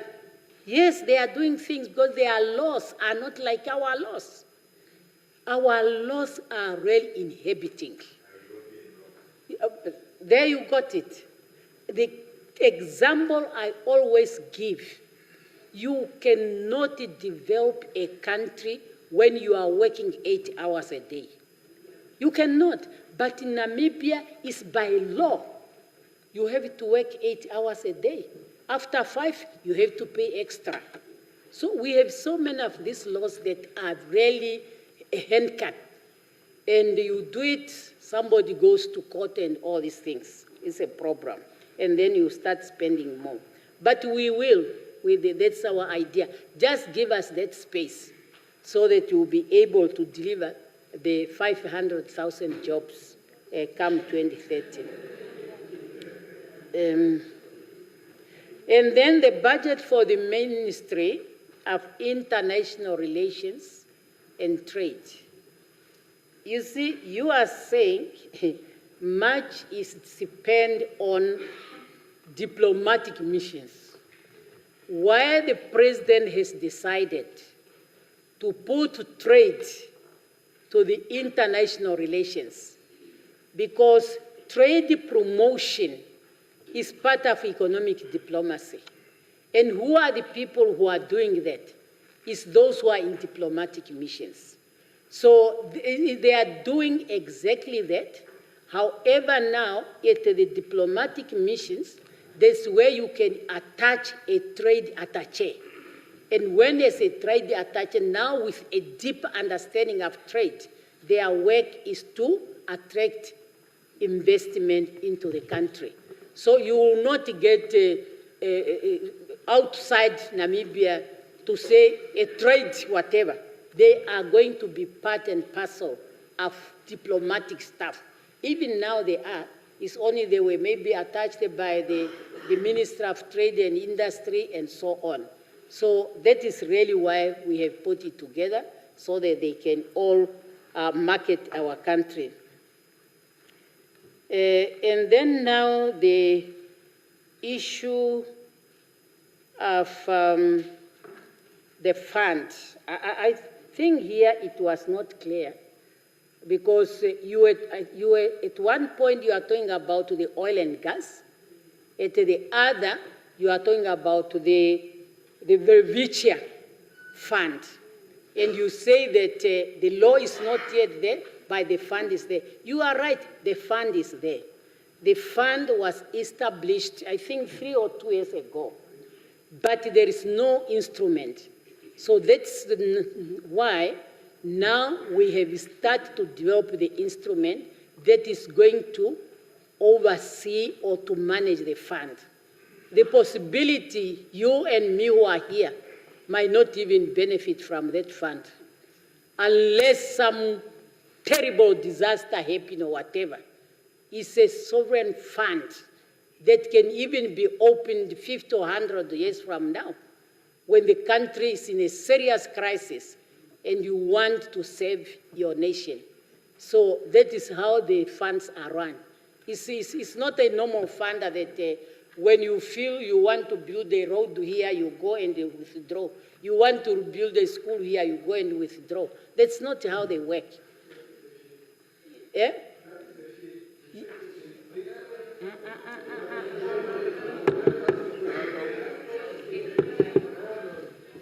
Are you done? Can I continue? Go home. Okay, then we are talking the same thing. So that is really the fund that's coming. The law is coming. As for the oil, I've talked about it. We will have to get our maximum benefit from it. Already, really, there is a delay that has been created. It is created because, of course, the unit is working. It's working very hard. And as I say, they are working under a team of these ministers. So much of the work that we are doing now is mostly engaging now this total energy that is getting into negotiations. And that's why I have to ask for support from those who have experience, and the support has come. But definitely, I have to tell you, honorable members, your debate here and the delay is really something that's why I say the team can come and then you have a discussion. So that will be better, because we lost a lot in this process, but there's a lot good that we want to do for this country. And then now the Honorable Benani about our neighbor. We might not have maybe made noise that you talk about, but we are in contact. We are in contact with the South Africans. I had that's why when they even had the G20 summit, they selected a few countries that could attend. And in our region, I think there were only 2, Namibia, one of them. And it was during that time that we had also very serious discussion on the matter. And we continue to be working with the South Africans.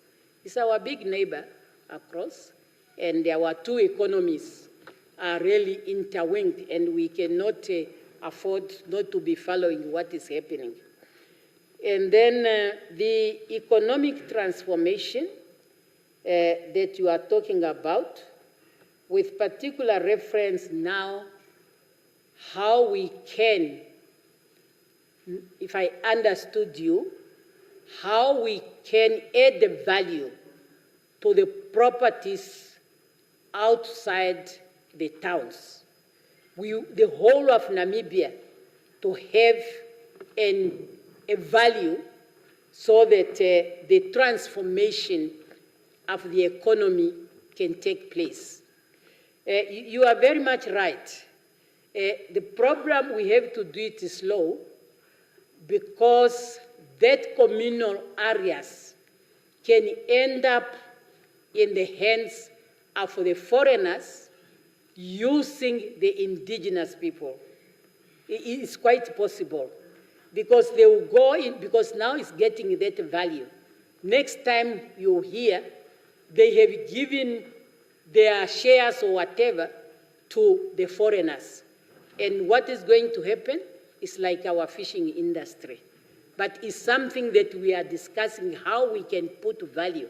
And that's why we even say, as a person who's working, have the right to your property in the rural areas, whereby you can even borrow with it from the banks in order to expand.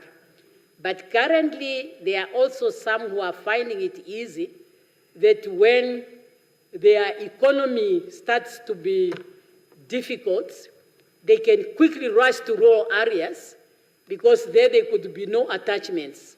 So that's why that we have to do it very carefully, not to backfire in the way we want it to be.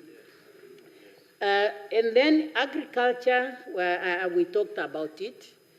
You mentioned tomato. I mentioned also in my statement, which is true, that we have even increased the export of tomatoes in Namibia. Where we are now to create real jobs is through agro-processing. The people want to produce. People are producing. And that's why now we are on putting up processing plants. We have to plan them together. I'm faced a situation whereby people are saying, yes, we have our things here, we heard you talking about it, now where are we going to sell them? So that is really where we are. And this time is no longer, this year is not the year for planning, cabinet ministers. That's the year for implementation. Because we have looked into all those things now in the past year when we were getting into our offices. So we have now to find a way how we can really do that. And then now the joint declaration. Yes, I'm aware of the resolution that was passed recently. We supported it. Maybe you saw my statement and how we supported it. And the Germans, why they are doing to the Jews. So when we first brought the joint declaration here, you remember there was Article 21? 21 that was talking about closing the chapter. And that's where we say, no, this we cannot. It cannot talk about closing the chapter because we know where they started with the Jews. They started not at the level where they are now. And that's exactly what we are saying, let us start, but then we must leave that open. That is why it's now open in the joint declaration. So in the review of the joint declaration, so that we will continue to really, in the same way they are treating the Jews, they should also treat us. Hence that opening that we are now having, instead of to say, once we give this 1.1, then everything is closed. So the healing, which we say long-awaited healing, is going to be a real healing that have to take a process. So that is where we are, honorable members. The housing and how we can make land, access land. First, we have some municipalities which are really a good example. Ochuarongo, one of them, where they give land to their residents, they build their houses, and then the services and so on comes. And what we have decided now, and it will be in our policy, we should no longer allow municipality to give services land to the private sector. Private sector should be given virgin land. The ones that we are servicing as a government, it must be given direct to individuals who can build their houses.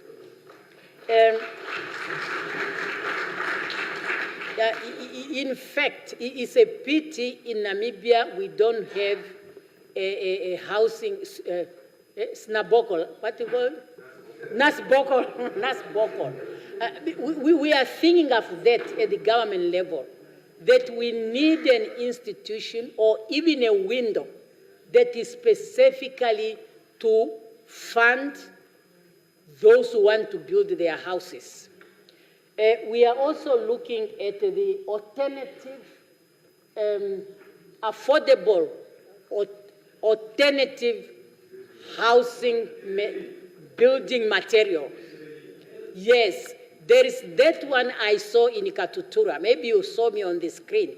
I'm highly impressed. And they are telling us that the durability is just the same as the bricks. And they are cheaper. The house I have seen is a 2-roomed house with a toilet and a shower, which they build in 5 days because the first 2 days is to lay the concrete, and then they allow it to dry. And then they put up a house in 2-3 days, it was done. And they were selling it, Minister, where are you? Oh, he went out. Yeah, so they were selling it 30-something thousand. Now they say that is expensive because the material are made in South Africa. But land has been found in Ochuarongo so that the factory can be brought to Namibia. So once we bring the factory, then it will be cheaper. So we are doing all these things so that people have access to land in order to build their houses. Honorable Mpanda, thank you very much for your conversation with the Germans and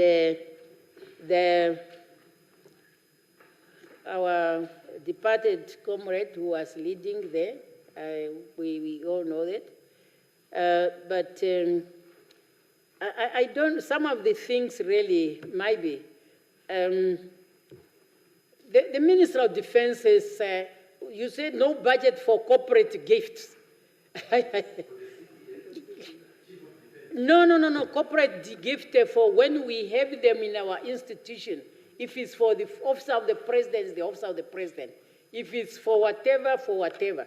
So, but it's something for the commander-in-chief has to check, and please don't bring it here. Should you find anything related to people in uniform, come to the commander-in-chief here, and then, yes. And then the commander-in-chief will be able to address issues. So you are free to come at the office there. The house is not closed as you used to come there. It's still there at Auckland Park. So you can come. And then now okay. Yeah, thank you. We are doing this in order really to strengthen all the things that you mentioned, like the whole host of the policies. Thank you for supporting them. And we will just continue to improve on them. And then then your main issue is the red line. Because all this really is issues that we appreciate the response of the citizens. And it's really our hope that we will do more. Yeah, the red line, even if you say you you remove it. In the situation where we are, in my statement, we have already reactivated the red line on the south because of the foot and mouth disease. And we always say, unless really we control the mixing of our animals at the border, it will remain difficult to do it. And if you go to the people who are grazing there, once you do it, then you're in trouble. You remember sometimes back we even put a fence there. It never slept. It was cut off. So let us really talk things that we know they are meant to help us to grow our economy. Now we have found the market for the animals on the other side of the red line. And what we need is a market. And they are not 100% closed off. Because when you quarantine them, you do this, you can still export to them. So that is really what is really happening in as far as this. So in country, you have always to have areas where when crises come like what we have now, you have to reactivate them, you have to use them. But in the question of the North, we have to work with the World Animal Health Organization that has to declare all those areas to enable us really to come to the level where we want. And then, yes, the task force, thank you very much. They have done their work. We say that they reported exactly on the 31st. We had the Easter there, but now we are reading that. I'm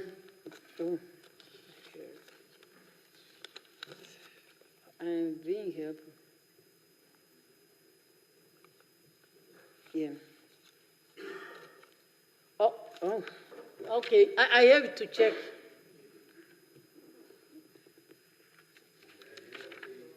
No, I'm coming to it just in case what information I'm getting here are things that. Yeah. Okay, and then agenda for change. Did you review the debate? Did you review the debate in the National Assembly? Yeah, but you could also review them voice by voice. Okay, it's my document. Let make it clear to everybody. The National Assembly, because that time, as deputy ministers, you could be part of the parliament committees. I know I was in the parliament committee on Commonwealth, and yeah, it's coming in. And then you could also be delegated into parliament delegation. So as a deputy minister then, I was delegated to lead a delegation on benchmarking with other countries on how we can reform our parliament, and as well as, parliament, both the National Assembly and the National Council. So one of the achievements that came there is to give staff members to the National Council, to have offices to the National Council. So it was a good learning exercise. I believe in what I have put there, but it was a serious debate in this House. But when you debate, what comes out at the end of the debate is what one has to take. And the result of that debate, I say when I was preparing it, is because I was putting things that I believe they were necessary. But after the debate, decisions were taken differently, and that's why some of the things that are there are not being implemented. But reviews are done as time goes on. You might still find some that you might find can be used, but you might still find some that is not time to make use of them. So that is my agenda for change. I was the chair.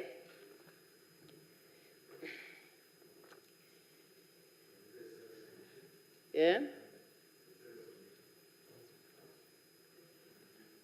Yeah, no, the ICC, the appointment, and the parliament, no, you asked things which are in agenda for change, including that. So I say, if you are going to start debating it, because some of the things when we debated, they were not found to be appropriate. And as a member of parliament, National Assembly, I become part of that decision. Yeah, but that was my report. I owned it, presented it, the final came out, I owned that final as I was part of the debate. Yeah. And then the issue of appointing the Anti-Corruption Commission director and what are the procedures. You quoted the Constitution there or maybe the Act, but remember now, the last word is advice. And underline that. You can advise, but the final decision, as a person who has been advising, I know what is advice. I do my professional work. I advise where I can advise, but the final decision is for the one that has to carry it on your head as the process is going. So please remember that. And so the issue of the companies that you are mentioning, but if you can say, you say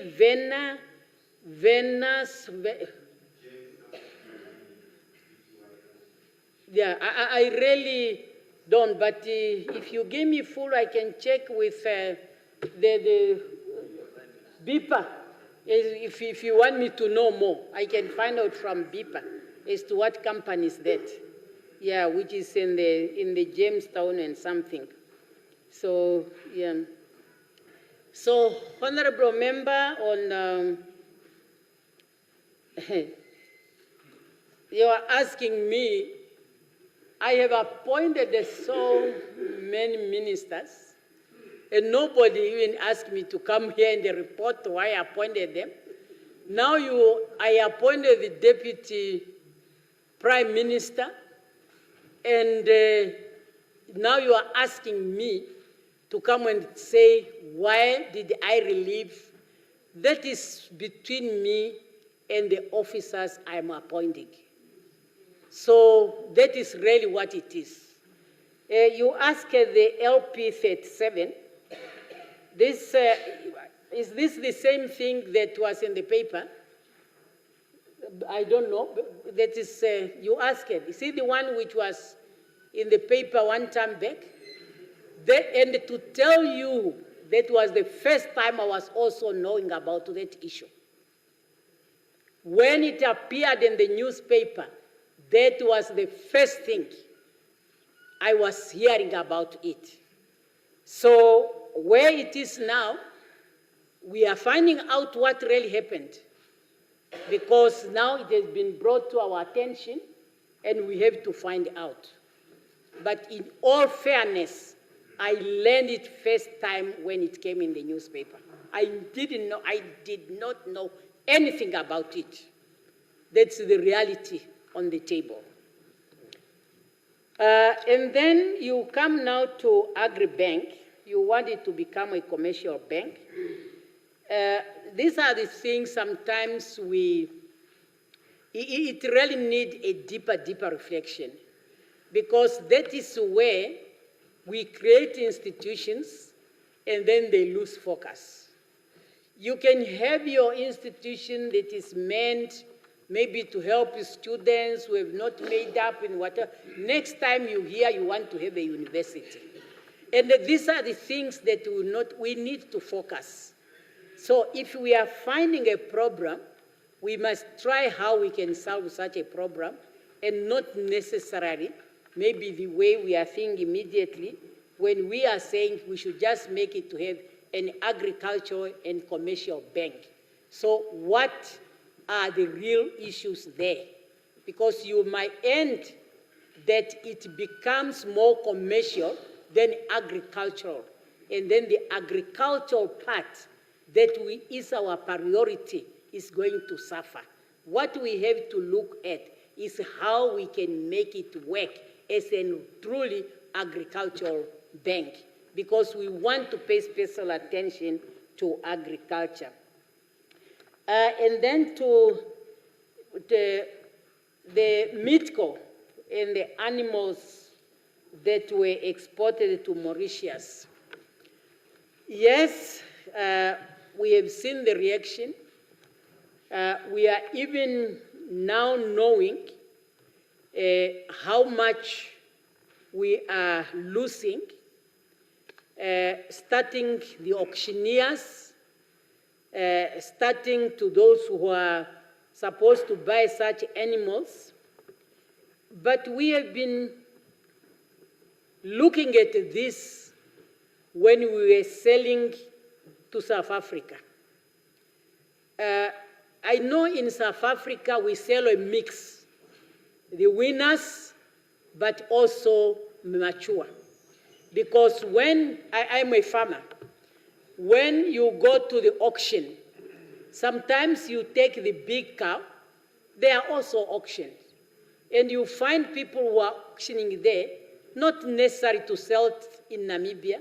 Sometimes they also take them together with the winners. So I think here, those who sold, they found a situation when now South Africa is closed because of the foot and mouth disease, and then they find an opening. But we remember we were discussing, and we agree also, that incrementally, until we come to 100%, we should stop selling live animals outside Namibia. So that is really how we have to handle that particular situation. Selling the cattle now, it's now also telling us that South Africa is not the only market. Who knows if Mauritius also want to buy the winners? Should they ask winners? Can we say no? Are we only reserving our winners to South Africa? But the most important, we want to reduce the selling of live animals so that we can develop our beef market. Cape Free. Cape Free has been a project of our founding president. We had it, I had it, that the Cape Free.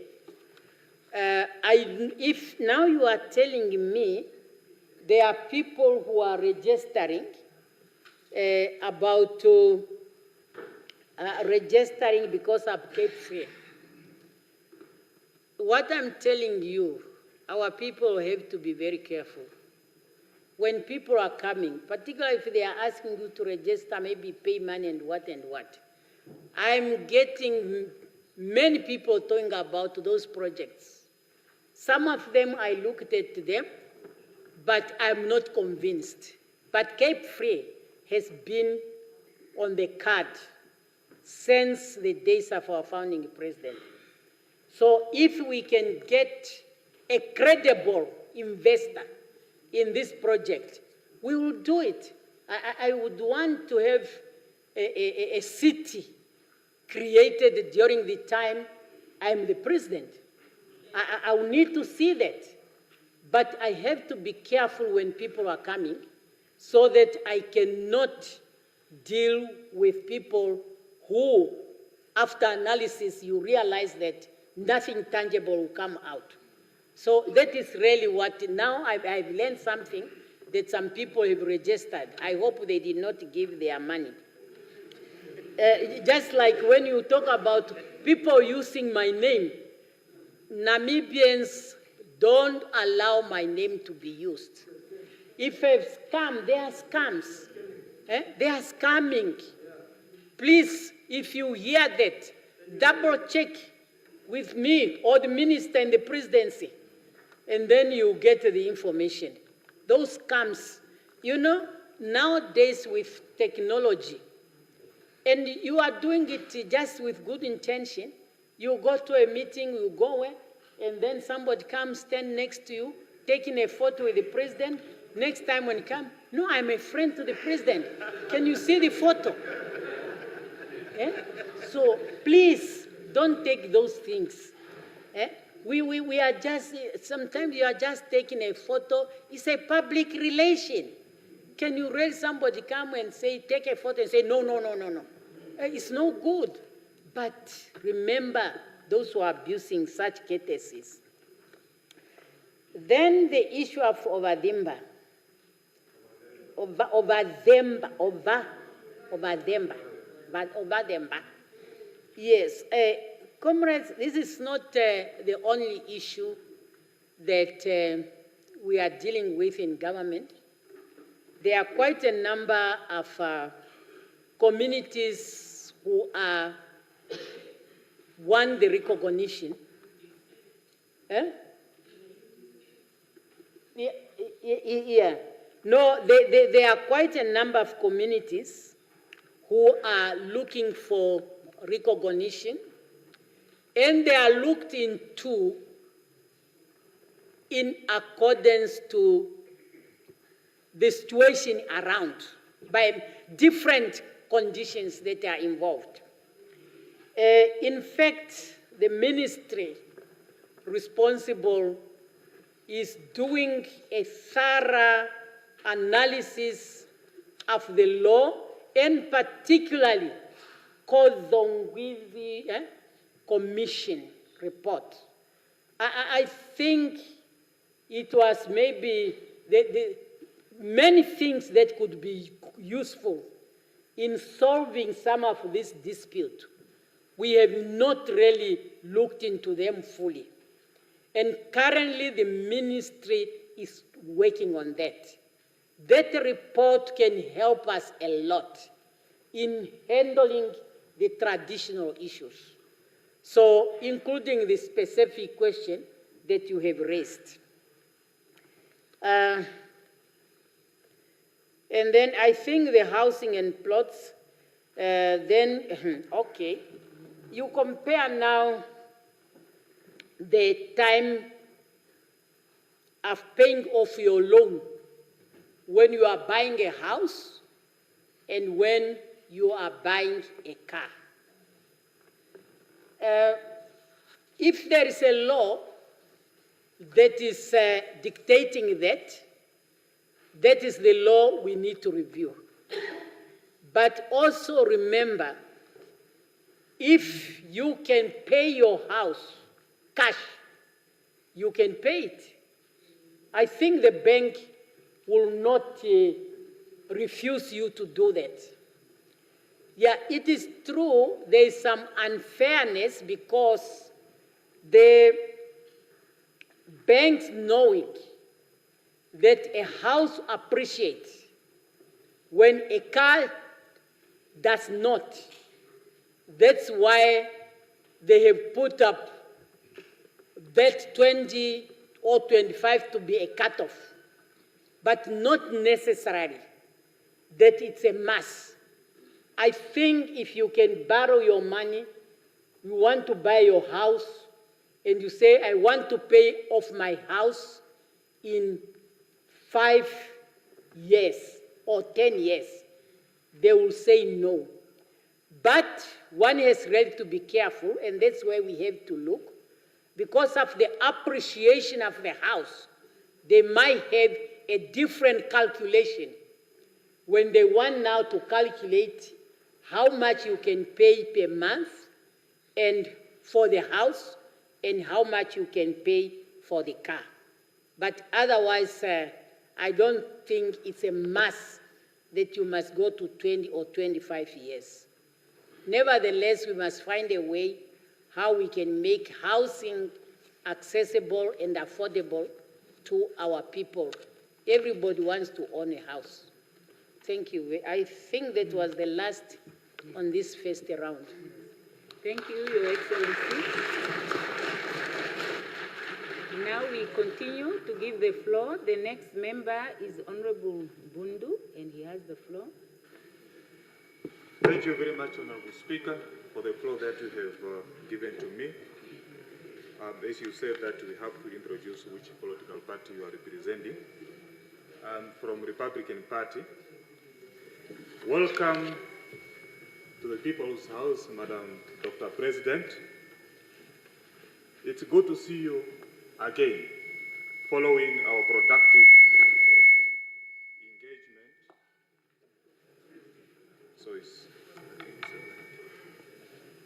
Our productive engagement at the State House last year.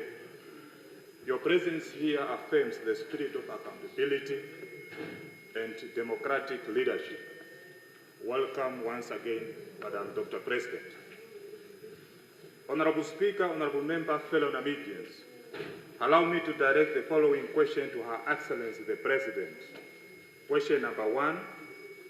Namibia remains vulnerable due to reliance on imported fuel from Europe, particularly during geopolitical conflict.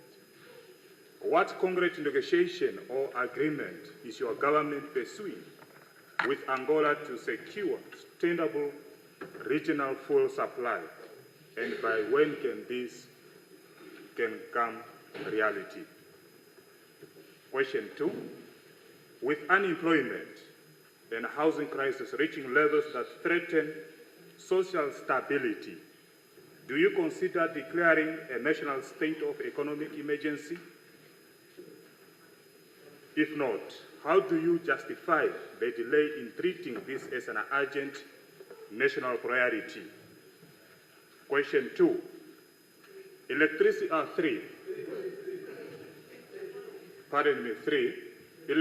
costs continue to cripple household and business. Will your administration commit to immediate regulatory or subsidy intervention to reduce tariffs, and what is the exact timeline for measurable relief? The last one, question 4. In light of increasing public concern over governance and economic direction, what binding accountability mechanism are you willing to subject your office to ensure that major national resources such as oil, energy, land are managed transparently and in the direct interest of the Namibian people? I so submit, Honorable Speaker. Very good. To the point. Honorable Karonda. Thank you very much, Honorable Speaker. Thank you also very much to the President. Welcome to the People's House. I represent SWANU. The SWANU yet 2 years. I represent Pashi. I have a few questions, Honorable Speaker. Let me deal with the easy ones first. The veterans of the liberation struggle. There's a growing enthusiasm in what was once hinted by the then Deputy Minister of Veterans, specifically regarding the $5,000. And the veterans are asking if this would ever come to fruition and how soon. They want the allowances to be beefed up to at least $5,000 a month. There's also one that pertains to veterans, but these are people who we feel have been, for some reason, neglected or overlooked. And I'm referring specifically to the contingent of NANSO leadership, NANSO membership, very active in the fight against foreign domination throughout all our years. And for some reason, the NANSO leaders and members do not feature anywhere. And the question is, what will the President's stance be to favor NANSO's group claim to be recognized as veterans? The next, that's the first question. The second one pertains to employment creation. It appears as if, also for some strange reason, there is nobody specifically responsible for employment creation efforts. So the question is, who drives the agenda of employment creation on a daily basis? And who do we go to ask if employment opportunities were created or not? It appears as if everybody is responsible, but there's nobody accountable. So how do we address that? We would want the President to be directly accountable. Of course, with the various ministers perhaps responsible, but we would want a central place where this is engineered with the same vigor that the Presidency has given to petroleum. GIPF, workers' pension money, it just disappears, north of billions of Namibian dollars. What is going on? What is the President's take on the disappearing money of workers' pension? And yes, yes. We have also learned recently that the Bank of Namibia, again also for unexplained reasons, made a loss, again, close to $1 billion Namibian dollars. It appears as if we don't have a problem with money in the country. There's plenty of it, except it goes into the wrong holes. So when do we get to hold, especially the GIPF colleagues, accountable? When do they begin to answer? And what is the President's take on that? This is money we are losing that can be used to develop our country.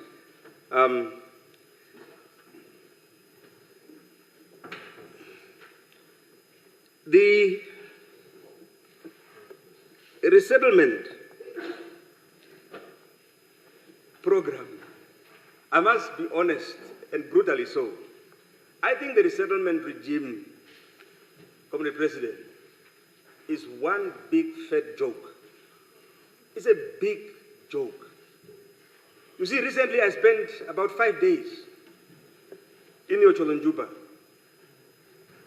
I discovered 7 farms, one of which was purchased by government as far back as 2019. 2019, there's nobody on the farm except illegal grazing people there. Nobody on the farm resettled, and the infrastructure is beyond damage. Now, we paid money to acquire the farm. Nobody is resettled or has been resettled there. So what exactly are we doing? That's more than 7 years.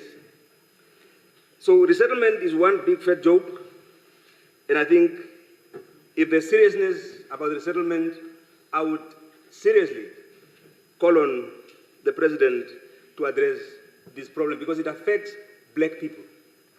You see, and this is one thing in our country. We somehow do not want to call things by their name. You see, when you talk about the rural economy or informal economy, you are not talking about anything else other than black people and the black economy.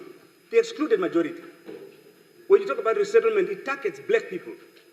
We are too lazy to assist our own people. Even the laws that we talk about are so designed to oppress our very own people. Look at the bank and how they operate. They will not give you money because you are from Kachina Kachi or wherever. They can't. People who live, there's nobody who's there who's white. So you can't access capital because you are black. We are just being discriminated against in a very polite kind of way. You see? Now, on the calling of names still, and this is not a question, I've always wondered why a revolutionary party like SWAPO would develop a romantic relationship with a brutal regime like the US government. I don't understand. What this post-colonial romance that we have with the US, what informs that? These are the very people who blocked our independence. But today, we suck their tongues. And we have them here building the biggest embassies, and we continue to treat them like friends. But look at how they treat our friends. And I'm glad that the president made reference to Cuba. There's likely to be a genocide right there because of direct actions of this brutal, bloodthirsty regime. Look at what's going on in Palestine. Look at what they did to Gaddafi. But this is the history of the black men and women.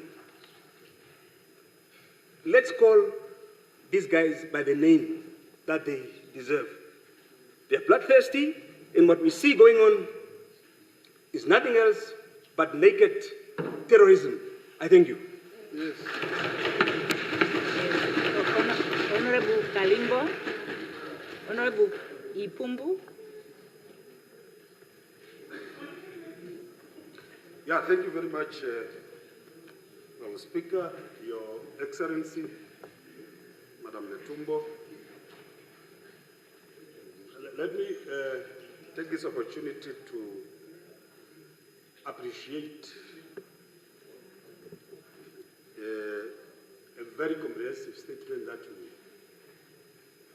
just put forth this Parliament, and also appreciate your leadership for the first 12 months during hard times, that you stood firm and really do it in the interest of the Namibian people. I also want to take this opportunity to appreciate you taking up the co-chair of Global Water